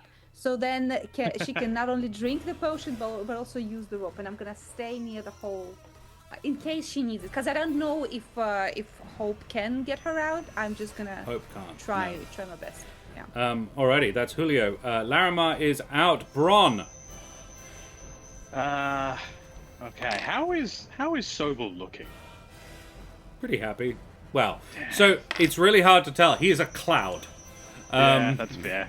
Seslin Votadini. Ses. I will call you Ses. I think that's easier for me. Votadini, thank you very much. It's interesting. I wonder where it comes from. Is that your actual name, or is that a sort of an online streaming name? You don't need to tell me that. That's possibly a little too much sharing. But I like it. It's fun. I'm dyslexic. So, Bron. Blah, blah, blah, blah, blah. Don't know how many more cool things I have up my sleeve. You are very large. Might be I am just very large. Yeah, but he's looking fine, and I'm not. He's looking fine. He's But looking Eric's there now. fine. That's true. Eric, You've gone Probably one-on-one won't with patch this me guy up. for a while, and yeah. Why not? Look, let's go fishing for that crit. Let's try it. and hit this bastard. Do it. Oh my god, that's a 19. oh, Oh, so fucking close. So 26 to hit. does. Fantastic. You are hopefully unsurprised I do to know. 1 plus 3, 4 radiant damage. And a d6, because you are large. And a d6. Oh gosh, thank you. This is why. And that's a 4. So an extra 1 plus 4 is 5 plus 3, 8. 8 Radiant points of damage. damage. Ah. so- and the next roll. Karen is and a I were talking about 19 again. the nature of friendship and just mates earlier. Initially D&D name. Alter ego. Stolen unceremoniously from friend's mother. Very, amazing. Historic tribe from That's Southwest cute. Scotland. There you go. That's very Love it. cool. Very cool. Thank you for sharing. Love it. Okay, I can actually do both these rolls at once. Yeah, again, a 19, so 26 to hit. I'm so... That's harsh. and that is 10 radiant damage this time. Not bad. Like he's looking. The lightning sort of crackles around through him. The initial lightning was blue and white. Now there are yellow streaks in it from the. Because your magic's yellow, isn't it? I think green. Green. Yeah. Well, there are green streaks in it now. Like you're sort of infected him with your older heart magic. Yes, good. Infected. Corrupted, even, you might say. Anything else? You happy where you are? I have a potion. No, a potion of healing. I think everybody had one. I'm gonna use my bonus action to use that. Nice. Gulp it. Gulp Drink it. a Great. 1d4 plus 4. I believe everyone had one on top of these 4 Yeah. that we got. Yeah. That is the maximum 5 points of healing. I like that. Okay. Aren't the minor healing potions 2d4? I could be misremembering, but I remember I think this them was an being 2. earlier one. I think this is one from a while ago. I struggle to remember. 2d4 plus 4, 1d4 plus 4. It might be 2d4 plus 4. I think it's 2d4 plus 2. I mean, it doesn't really matter, but I noticed you made that note yes. on Yeah, these no, ones as yeah. well. 2d4 sorry. plus 2. Yeah. In the notes, I've got 2d4 plus 2. Okay, cool. Yeah. So I've rolled 1. And the number that you add is equivalent to the number of dice that you roll. Yeah. Yeah, that's I it. just Yeah, did yeah. another 4. Oh Ooh. my gosh. So that's another 5 points. you That's a gain total of 10 damn 10. points healing. Nice. Wow. I'm very happy with that. Okay. Well. Oh, what? Yeah, don't It's worry. given me... Instead, I've got 0 hit points now. Don't know how that happened. Well, I'll see if I can make that happen because Sobel's turn. Let's see. Sobel is going to raise his hand up and bring a lightning bolt down on Julio and Kesh. Motherfucker! Ah! Because they're standing within 10 feet of each What other. a bitch. Are we though? Yeah. He's 30 feet between it's us. it's a diameter circle, but it's a bolt from the sky. Oh. Okay. What an asshole. What an asshole. Gotta keep him down. Can you both Hope would be in there too. and Hope? I don't. Oh yeah, Hope does have hit points. Fuck me. So yeah, Dex saves, please. Sorry, con saves. Why am I even 16. bothering? I have a single hit point. 19. 19 is good though. It means that you don't lose a spell slot. Oh no, that's got nothing to do with this. 16 is the number you needed, Julio. Oh. Let's see how badly I roll. And Hope. But now fails she as well. can't. Hope got 11. She can't use. Hope takes 23 lightning damage. Kesh takes half of that. Julio takes presumably a quarter of it.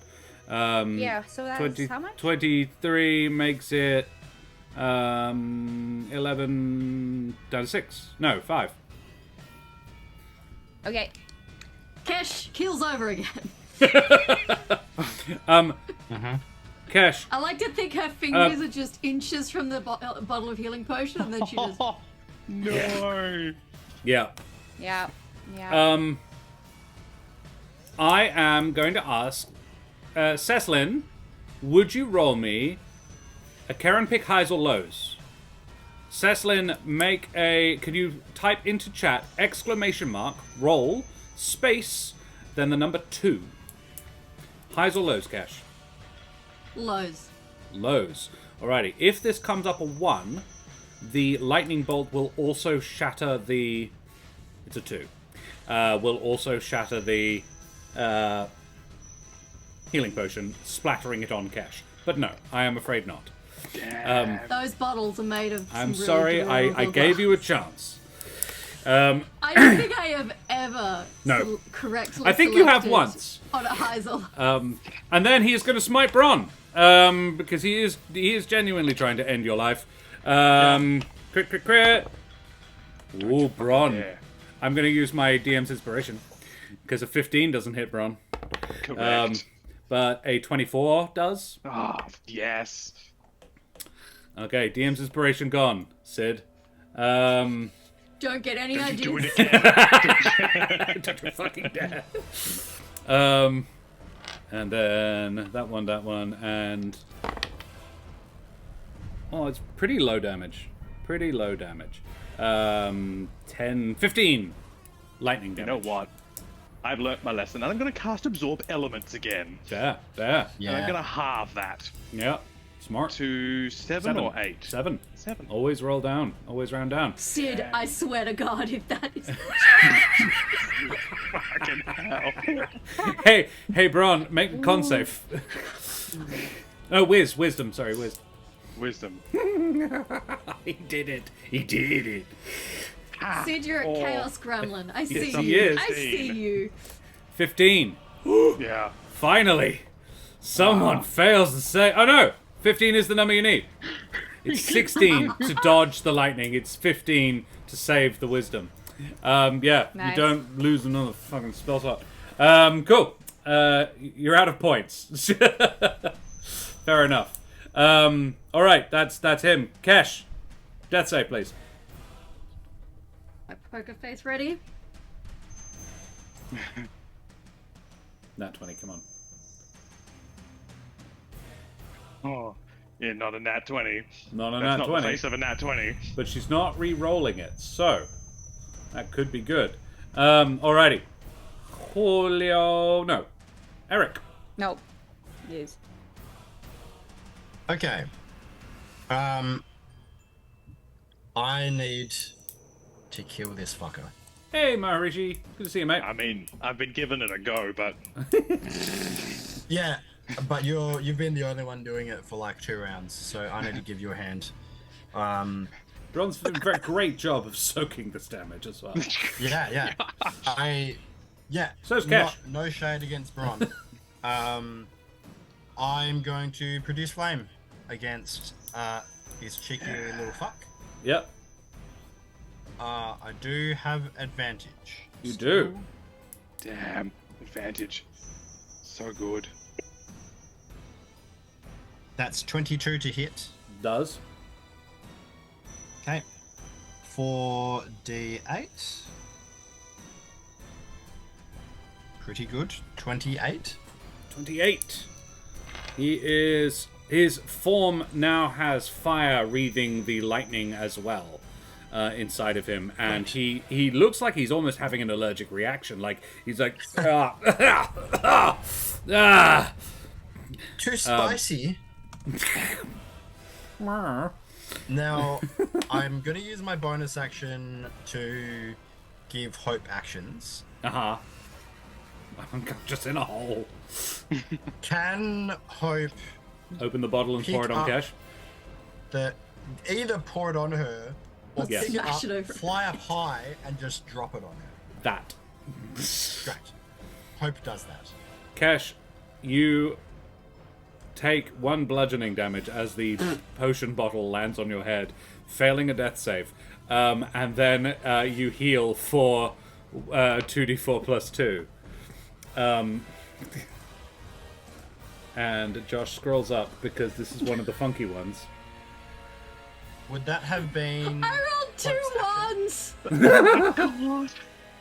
So that is a whole 4 points of healing. Look, even 10 isn't necessarily going to save you from a lightning bolt. It's more about not being there next time it happens. Cash sits back up again. Like, why am I all wet and sticky? I guess you could say it is wet and sticky down here. Was so- that Hope's action? Yes, it would be. Yeah. Hey, Brendan, which one was it? Bright yellow, sickly green, murky brown, or milky white? In fact, Julio, you were the one who snatched it. Which one? bright yellow, sickly green, murky brown, or milky white? You know I gotta go for the milky white. Milky man. white one. Okay. Yeah. I do apologize. Wait, These no, ones. that's the Sex Panther. I want to be very specific. No. These ones are 1d4 plus 1. Okay. Then that's 2 points of healing. And they Nice. are it fortunately you don't eat it, so you don't know how it tastes, but it tastes awful. Can you please roll me a d4, Cash? A different one. I think I ate a pineapple at some point today. I'm pretty sure it would be that bad. Come on now. It's asparagus you want. 2. A 2. Oh, amazing! Kesh, you are absolutely terrified of Hope. Oh no. You not become gonna act frightened this of the out person who because gave I'll- you this potion unless you drank it for yourself, in which case you fear the last thing that you attacked, dead or alive. It was... you look up and there is this blue... it's... Your senses aren't quite right. You've had a real bad day. You're still sort of seeing double. You just nearly died, and then you were electrocuted. And you see this blue elemental, this flaming blue elemental above you, and you're like, I don't know who that is, and it's fucking terrifying. You are pinned in place, absolutely terrified. Yeah, I'm not going to do it because it would blow out my mic and deafen our lovely viewers. But Kesh is going to let out the, like, girliest, most high-pitched, terrified scream. You know, like what cartoon tears the characters throat. do. Yeah. It's raw terror. And But Eric, hey, you all know she's alive now. she is awake now. Okay, that's my turn. Cool, you do that. Then it's Julio's turn. You're muted. I'm muted. Yeah. So what's the situation with Cash? Cash is Cash is alive. You're looking down. She Cash is looks alive. fucking terrified, and not of you, as you look down the hole. Yeah, but is she touching the fucking rope? Because I've been holding on to the rope for her to get out, and she has not. So She has not can yet. She doesn't look like she's capable of moving right now. Like she is paralyzed with fear. Okay, and am I capable of conversing with Hope? You can talk. It understands human words. Okay, I'm gonna. So do I see that Karen is like screaming at Hope? Make an insight check. Okay. 16 on the die plus something. Yeah, That's what yeah. I'm sure. All right, you definitely infer that Cash is absolutely terrified of Hope, like mindless fear. Okay, and then I'm gonna scream down, Hope, get out of here! I think Cash is for some reason scared of you. Get. If only you could Kesh has cast seen calm the emotions. face of death, and it is hope. Yeah, I can cast nothing. Move, so, Hope, yeah, get out of the way. Do you... do anything else? Hope can't move, yeah? Hope can't Not do really shit. on... Yeah, no. Hope did their stuff. Okay. Fuck me. I'm gonna... Can I fasten the rope to the edge of the hole so it's like available? There's a tree I right would there. allow you to do it. No, it's more of a pillar of rock. It would take quite a while to run it around. It's a 10-foot wide thing. If you take out your Slard Slayer and Yes. slam it through the rope, yes, I'll do you it. can. I'll do it. Oh, I have a normal rapier. Can I use that instead? Sure. I have a rapier. Yeah, I'm gonna. Yeah. Because I'm not gonna use it to attack. Sweet. I'm gonna leave the rope for Cash and say, Cash, when you're done pissing your pants, use the rope. And That's then a I'm bonus gonna... action, but yes, you can do that. That's fine. And I'm gonna run at the only bitch left, and I'm Yep. gonna attack him. Do that. Because I've been using a lot of my turns to just help everyone. I wanna kill. Yeah, fair. I'm gonna. Yeah. Please Oh. do before it can electrocute me to death for the 3rd time. Oh yeah. It's 18 on the die, plus Is a things. hit. So I would assume. Is a hit. Okay. Yes, and I'm gonna do my damage. With Susan's Ah, variable ooh. dagger or with the Slard Slayer? With a slot slayer, because The Slard Slayer. Okay. they work. So I'm chilling. And I rolled actually quite well. It's 7 plus 4, which is 11, plus my sneak. Yeah. I rolled 3 ones on the sneak. Oh, no. So that's big 14 altogether. Big 14. Okay. Yeah, because 11 plus 3. Yeah. lowest It's just possible on that's my very sneak. bad. Yeah. That's very unfortunate. It is. How much space do I have to fuck off? Maybe 5 feet. I'll do the maybe 5 feet. Okay. Also, Directly I backwards? have to yes. Yeah. And I have to run very quickly. How much longer are we gonna be battling this bitch? Oh sure. Hopefully not long. Okay. It's quite badly hurt at this point. Okay, nice. Tell me when do you have to bounce? On the in hour? like 20 minutes from now I need Okay, to cool. I need to skedaddle. Noted. Alrighty. Then it is Bron's turn. Okay. Cool. I unfortunately don't think I can get to Cash. Well, don't worry about it. She's awake. Yeah, but you know, as a big Traumatized. Bron, I could like maybe plug the hole and stop her getting lightninged again. Just sits. Covers her. Just keep getting lightninged. Cash is now just screaming at Bron's ass. Okay. In that case, let's just keep swinging. Why the fuck not? I'm gonna crit one day. That's not with a 5. I'm not. And a 14 plus 7, 21 to hit. 21 does. Yay! Let's do a small amount. Oh, that's a 1, but I get another d6. So that's a 2. So 3. 3 plus 3 makes 6 entire damage to this of radiant. Look, What you're a good just chipping turn. away. Yep. Chipping what a away. good turn. Anything One turn else? I did Bonus 18 action? damage. I do have a bonus action. Don't know what I can do with it, to be honest. Let's have a look. Bonus action. Nope. That's about it. No. Okay. Larimar, Sobel rather, is going to smite Bron. It's the top of the round. Yeah, why not? Let's use it. Thanks, Sid. A 27. Oh, that hits, yeah. Zing. That one, and that one.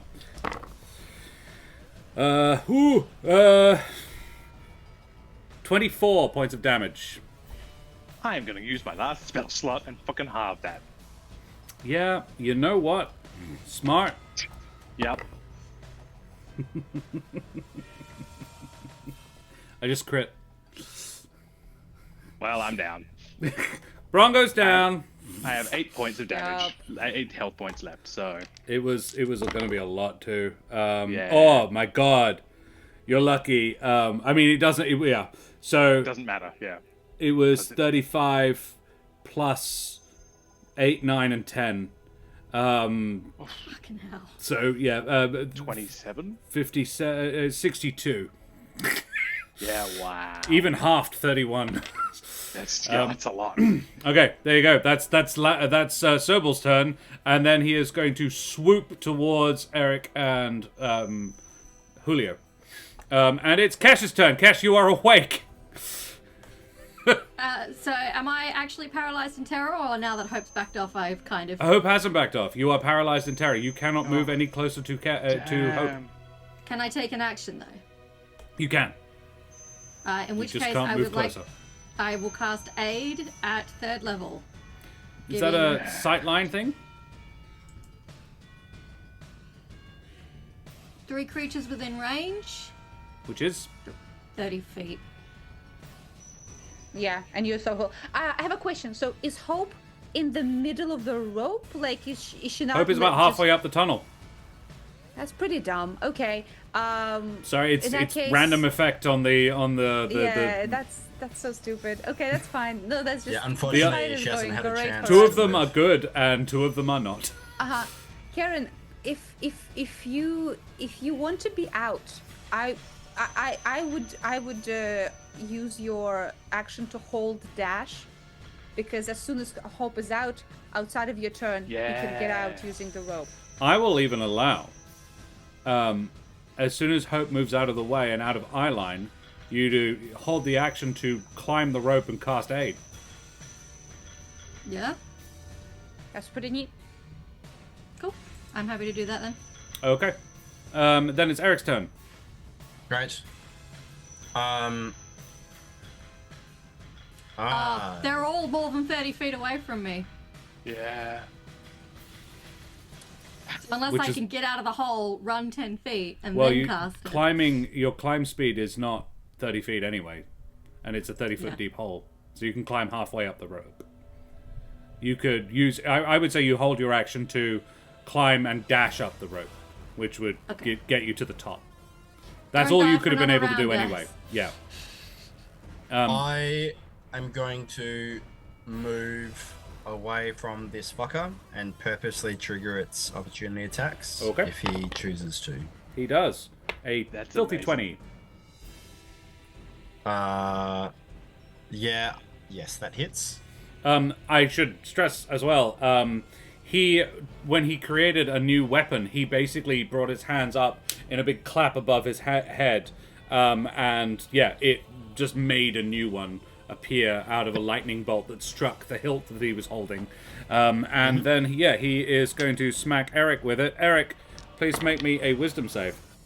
Oof. Okay. 3 8s. So 24, 29 points of lightning damage. 12 on the wisdom save, so that's a fail. So you take a point of corruption or lose a spell slot. No, I'm going to take a point of corruption, thanks. Ooh. Oh, interesting. no, you know what? Can I, even though I have spell slots, can I take an exhaustion point? No. Okay. Yeah, no. If it were, I'd allow it if you didn't have the spell slots required to cast a specific spell. But if you've got any left, no. Yeah, so I have a third level, which I am saving for a very specific reason. Yeah. And I do have a first level. It depends on the order of things because my intent was to use the first level to cast Absorb Elements. Right. No, I'm afraid not. I mean, that would happen first. The damage. Well, yeah. You would have to cast it as the blade hits. It's a reaction, so you could expend it before the damage hurts you, which is what initiates the save. So the only spell slot you'd have left is a third. Yeah.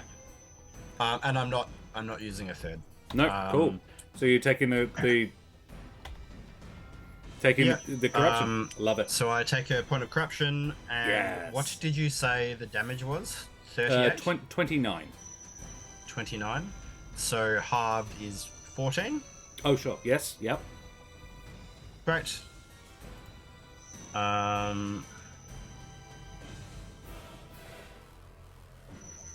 Cool. I am, because it's important, I'm going to make that concentration saving throw. Mm-hmm. For 7. So 10. It's a fail. Yeah. So that's a success. Oh, yes. Yep. And then I'm going to do Produce Flame again, still with advantage. Oh, sure. Yep. Now that I have moved out of melee. Fair. That is a 25 to hit. Does. Nice. 4d8s. That's not a lot. 12 fire damage. 12 fire damage. Oh. Then Hope is going to do as instructed and Flutter fly out of the hole. To if she's halfway up, then she should have 15 feet to spare. So she will go here-ish. Yeah. Or let's make it behind Eric. Yeah. And she will do her attack, her flame seed against Yep. Love it. Sobel. Fuck him up. Kesh, you stagger up the rope. I think adrenaline is all that's running Kesh at this point. She just bounds up the rope. As soon as the object of her fear, your mind clears, Kesh, and you just swarm up the rope rapidly. Eric, make the attack. Yeah, she rolled 25 to hit. Does. What is our proficiency bonus? Is it 3 or 4? 4. I think at this point. Great. She 4. does 8 fire damage. Oh, Eric. Hope does this. Let's How go. does Hope do Didn't this? even get to shoot him once. Aww. Hope.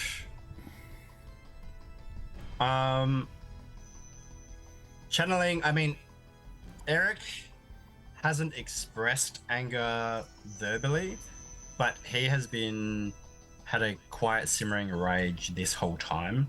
At all of the past actions that these two fuckers have been plaguing most of us with for months, and the complete lack of care that they have given to those beneath them, particularly the humble folk, and now corrupting themselves and taking advantage of this fucking interplanar war just for what Eric would see as petty revenge or petty immortality, and Hope is channeling all of that.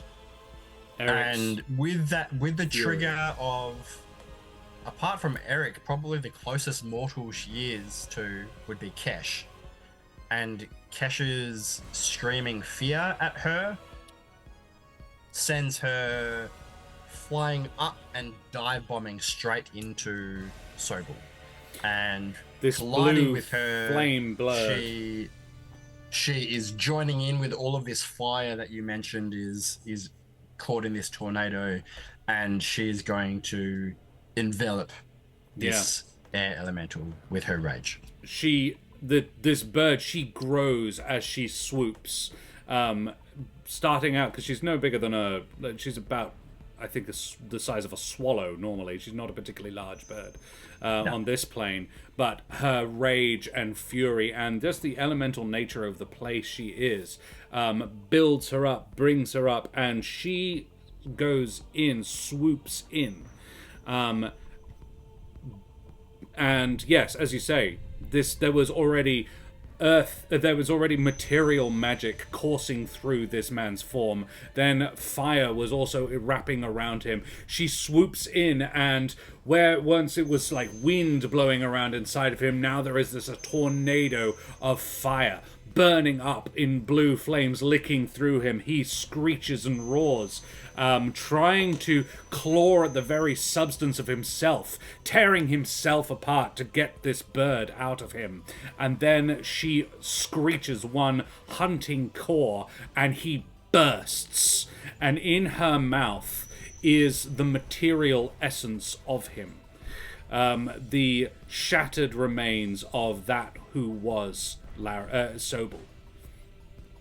And I think we'll leave it there. Gang, thank you very much for playing with me this evening. Shall we very rapidly flatter Daria?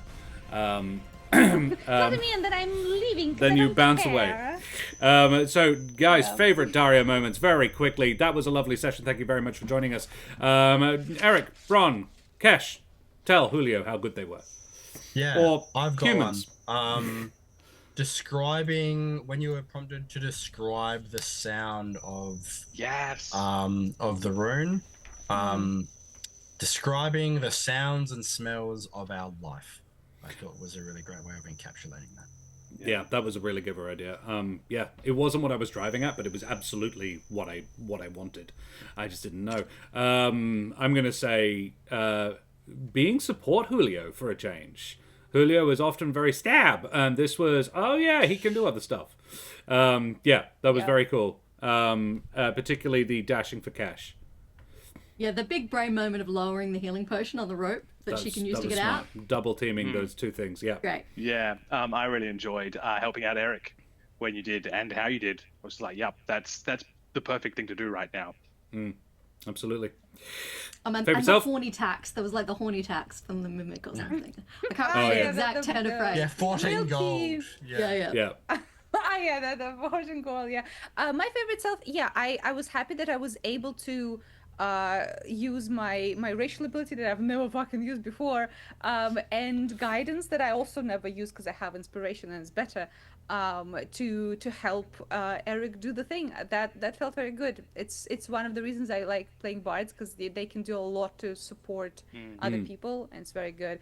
And before I run away, I do want to say my favorite DM moment, because holy shit, you had a lot to juggle and you remembered the shit that we forgot from previous sessions. Like, you are on it in terms of what we have used up, what we have done before, because I don't remember anything from like 2 days ago. And I think that's really cool, because you already have a lot going on and you keep that on lock, which is really cool. Thank you.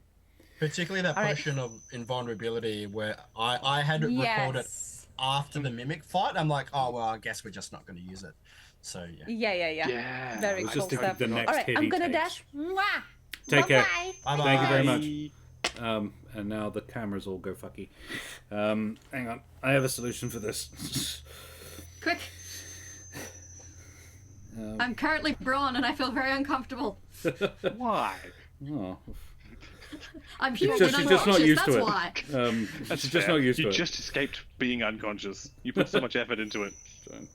And then we... Up and down like a fucking yo-yo this session. Oh. There we go. That should fix it. Hey, Julio.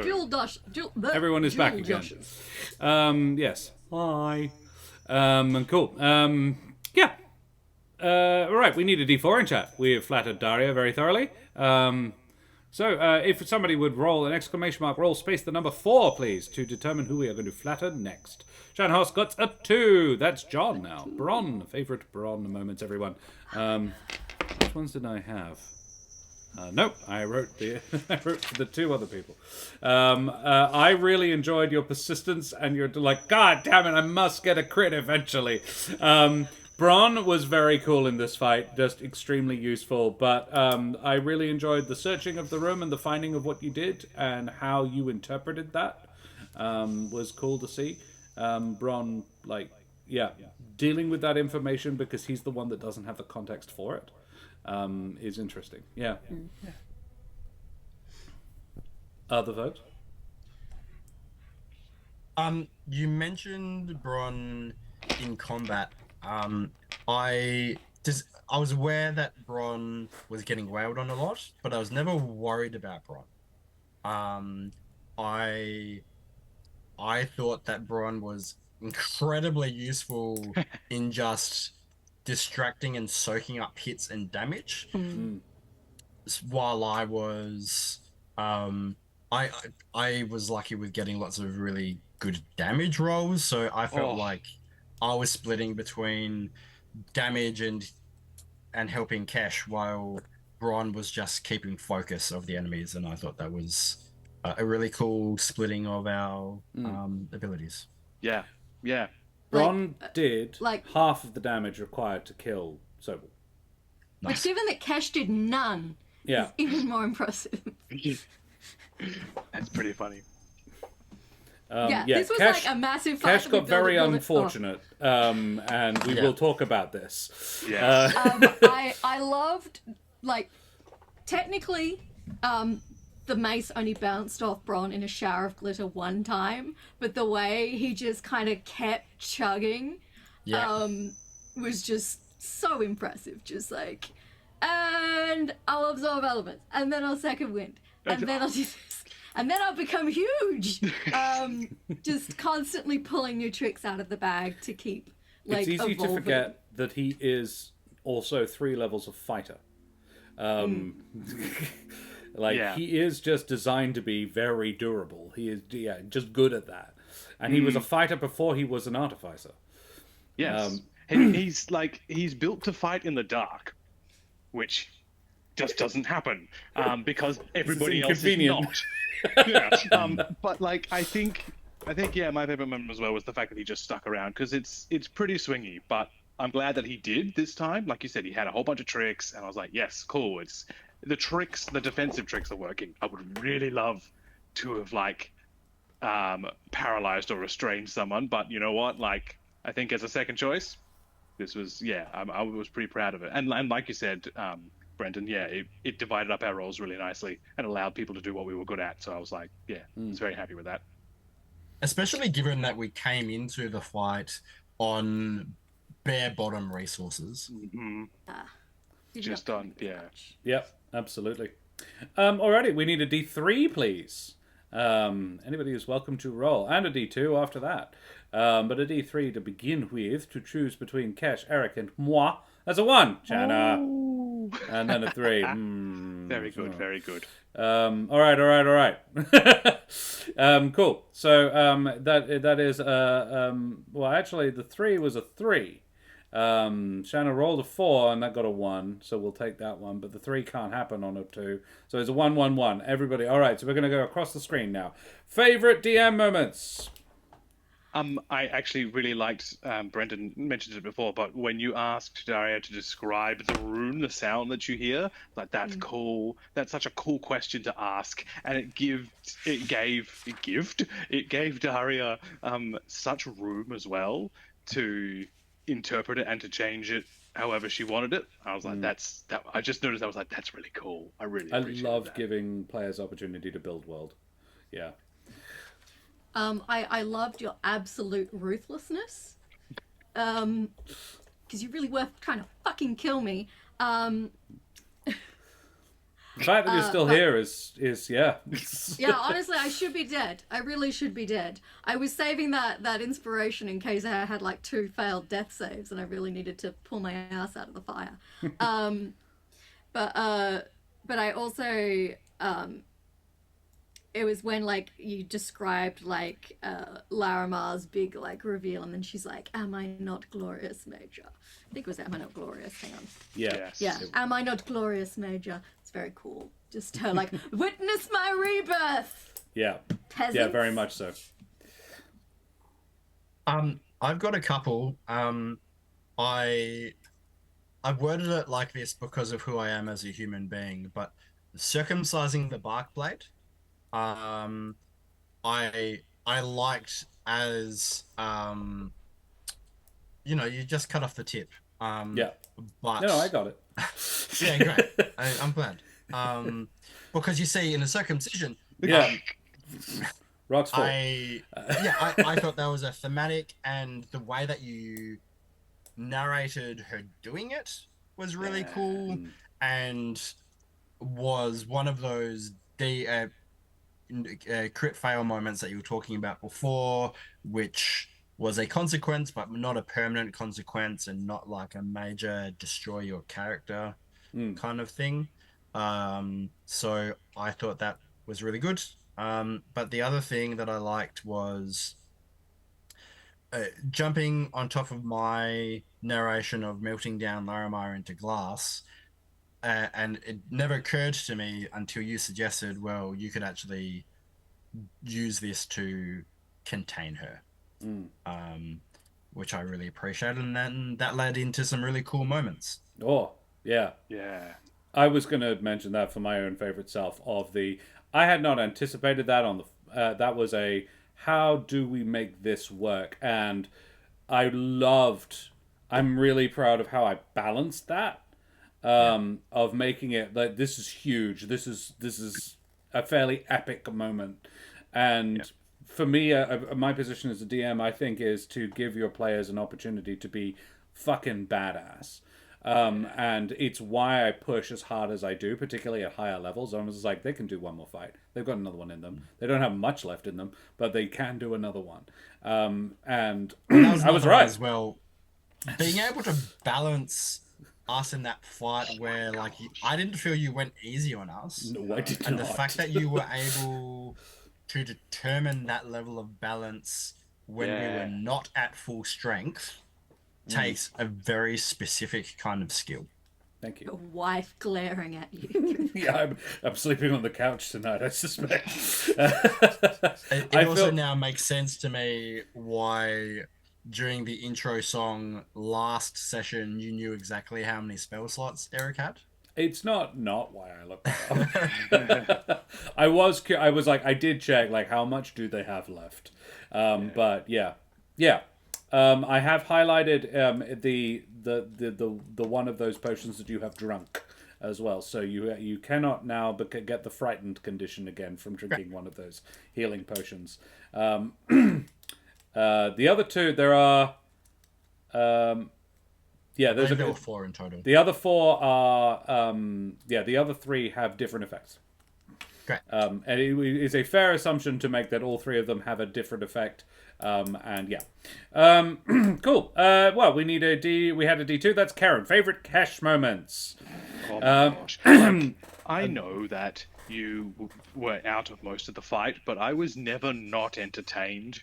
And I know that might not have felt like you had a lot of agency, but I really was still looking forward to your turns and still being like, what is going to happen? Because it was still, really well played. Not revealing the death saves is now something we've got to implement because it does make a downed player's turn very interesting. It hypes the tension up. It's also worth it to note, Cash did, like, I know you didn't feel like you did a lot. Taking hits, being kept down, forcing your opponents to use abilities just to nullify you is still very important. You also took 100, 200 odd damage over the course of that fight. Like, she started on 90 odd. The fact that she was brought down was because they were trying to hurt her.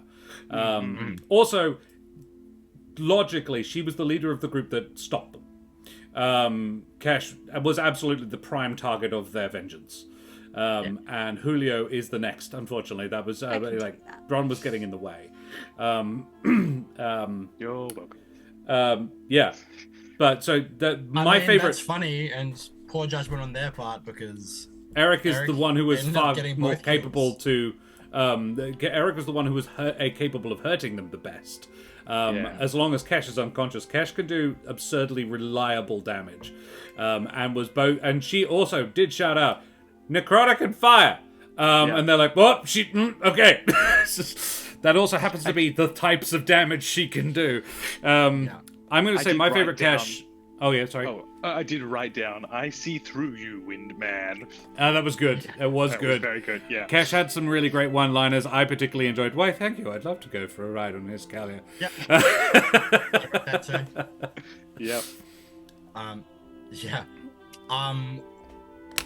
That was one of my things that I wrote down for Kesh. The other one was basically what John has already said, but the incredible amount of patience and good sport that you showed, like getting to do almost nothing during that combat mechanically. I think my patience would have been really tested.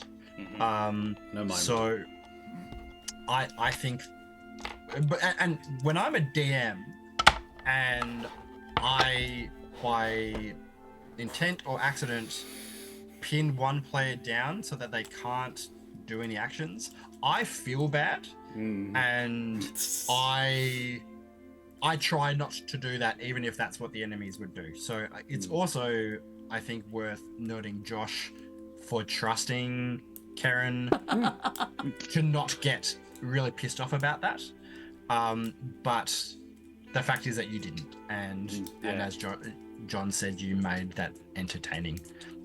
So I honestly believe that deserves a lot more kudos than being the, getting the most damage in. Favorite self? Honestly, it's yeah, it just gets shrugs so hard to be like cool and badass at the beginning, and then just absolutely getting the shit kicked out of her. And the lightning. knowledge that I have as her player, that Kesh is going to have to go back to Alderheart and write a report about this, in which she will have to cop to the fact she spent this fight unconscious in a hole. Report doesn't need to be more detailed than a fight broke out, we won. It's like Shakespeare. They fight. Yeah. Cash Yeah, exited down a hole pursued by lightning. Yeah, how detailed she'll be about how this went. She'll have to think about that one. But I think I don't know how I was taking it so well, because I was genuinely thought Kesh was gonna die for a bit there. Because I was just like, Josh is gonna keep barbecuing me because that, makes sense.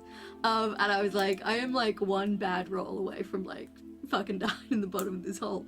And I'm like, but what a way to go. But like I like part of me wanted to be the one that like killed one of them as like this cathartic end to, this long saga that they've had going. Crawls out of the hole and strikes the final blow with 2 hit points. But I also fucking love her just crawling out of the hole. And they're both dead. We win? Great job, everyone. Who wants to go for a ride on a Scalia? Eric got exactly the number required as well. Otherwise, it might well have been a Julio kill. Yeah. But yeah, just the run of fucking bad luck was amazing. I also enjoyed the little banter with Eric, where I very badly unmetted the instructions on how to, like, I'm so glad you're leading us, Cash. Oh, that was so funny. That was funny. It's like, dispense a sage advice. Falls into a hole and lies so sarcastic. Oh, the air elemental with lightning running through it is immune to lightning damage, you say? Big brain moment over here. Eric's like, God, I wish she smart." had used that ability on the one that we weren't confident of its resistances. We fought so many air elementals in the last 2 days. She used this ability on the ones upstairs less than 10 minutes ago. Look, these are guys are weird, freaky elementals. no, it's I fair. don't know if they're different. Yeah, that's fair.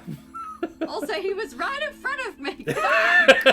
Yes, he had just hit her a bunch. He was like, I need to know how that one dies specifically. I think it's a far more Cash decision.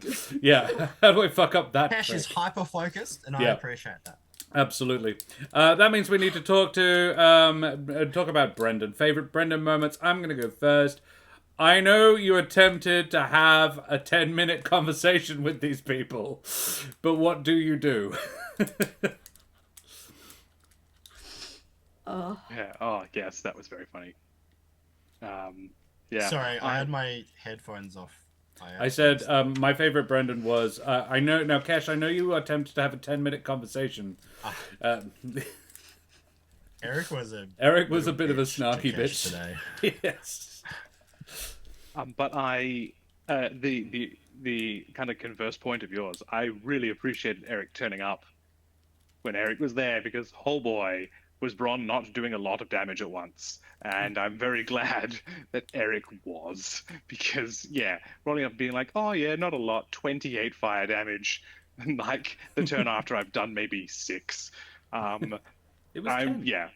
It was 10. Yeah, I thought we made a very good hammer and anvil team, and I'm glad. Otherwise, we would have just been 2 anvils. So. Eric was wonderfully strategic. In the moment. Like, I'm gonna go here, I'm gonna do this, and then just really juggling responsibilities, like trying to stop Kesh from dying, and also kill the bad guy, and keep Hope moving and productive and. Just a lot to juggle, and you do it well. Yes. And like back at the beginning, just being like, doing the detect magic. It was a really good call. Found the found our mimic friend in the corner. Also enjoyed you being like, someone else want to go investigate that? I'm not touching it, but does one of you guys want to go? I'm not touching it, but one of you chuckle fucks. I'm the smart one. I found it. Someone else has to poke it. He's the wise one. Yeah. Yeah, this is a relatively well-balanced party for that, actually. We've got a charismatic one, we've got a smart one, and 2 wise ones, who are also relatively smart and charismatic. Favorite self? I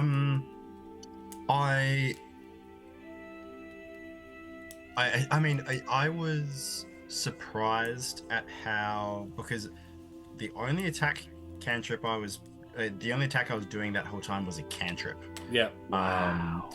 And but at level 12. I didn't realize until this combat with Hope out, she adds 1d8 to the 3d8 from that cantrip. Using that tree form, that Guardian of Nature, which I normally don't use because it means that I can't use other concentration spells. So the fact that I had very few spell slots left actually kind of enabled me to do that. And so having every single attack with advantage, having advantage on my concentration saves, and Hope out and trying to keep her away from the others' attacks, I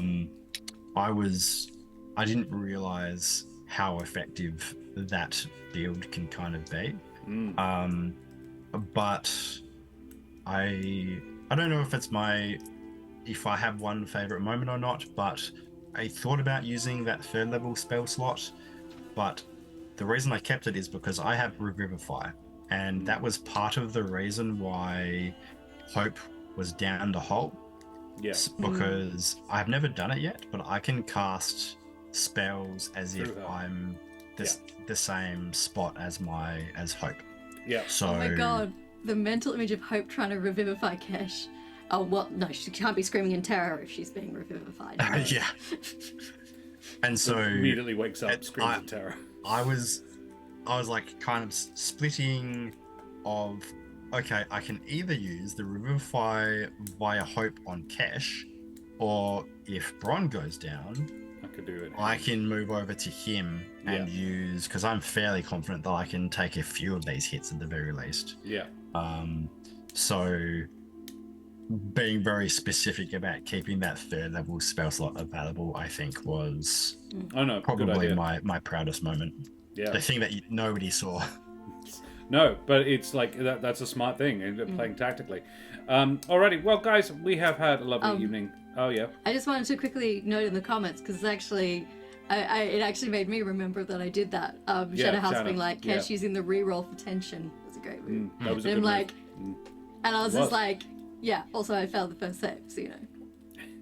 And props But you to didn't Shanna know if and I failed the second. props to Shanna and Sid for the inspirations, and Mitch as well. Mitch, yes. Sid, no. less. Sid, bloody hell yes. Guys, thank you so much for playing with us this evening. I hope you have enjoyed. Thank you to all of our raiders. Mike Moans, Mims a lot.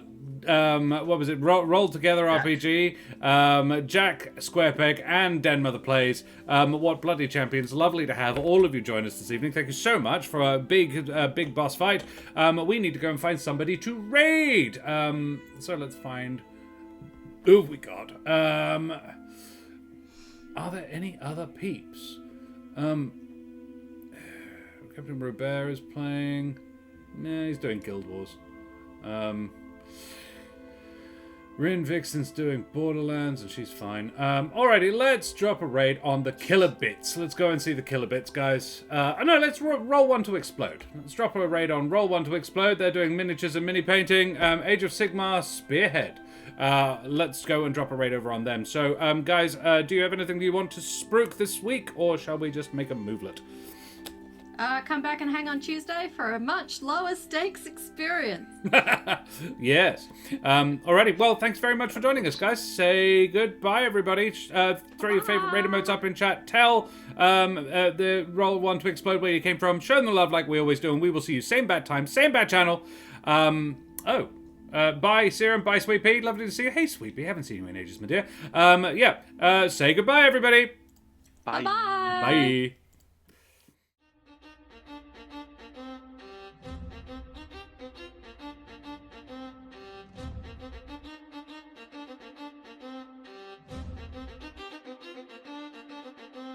Don't forget to like and subscribe, you wee scallywags! Avast for now!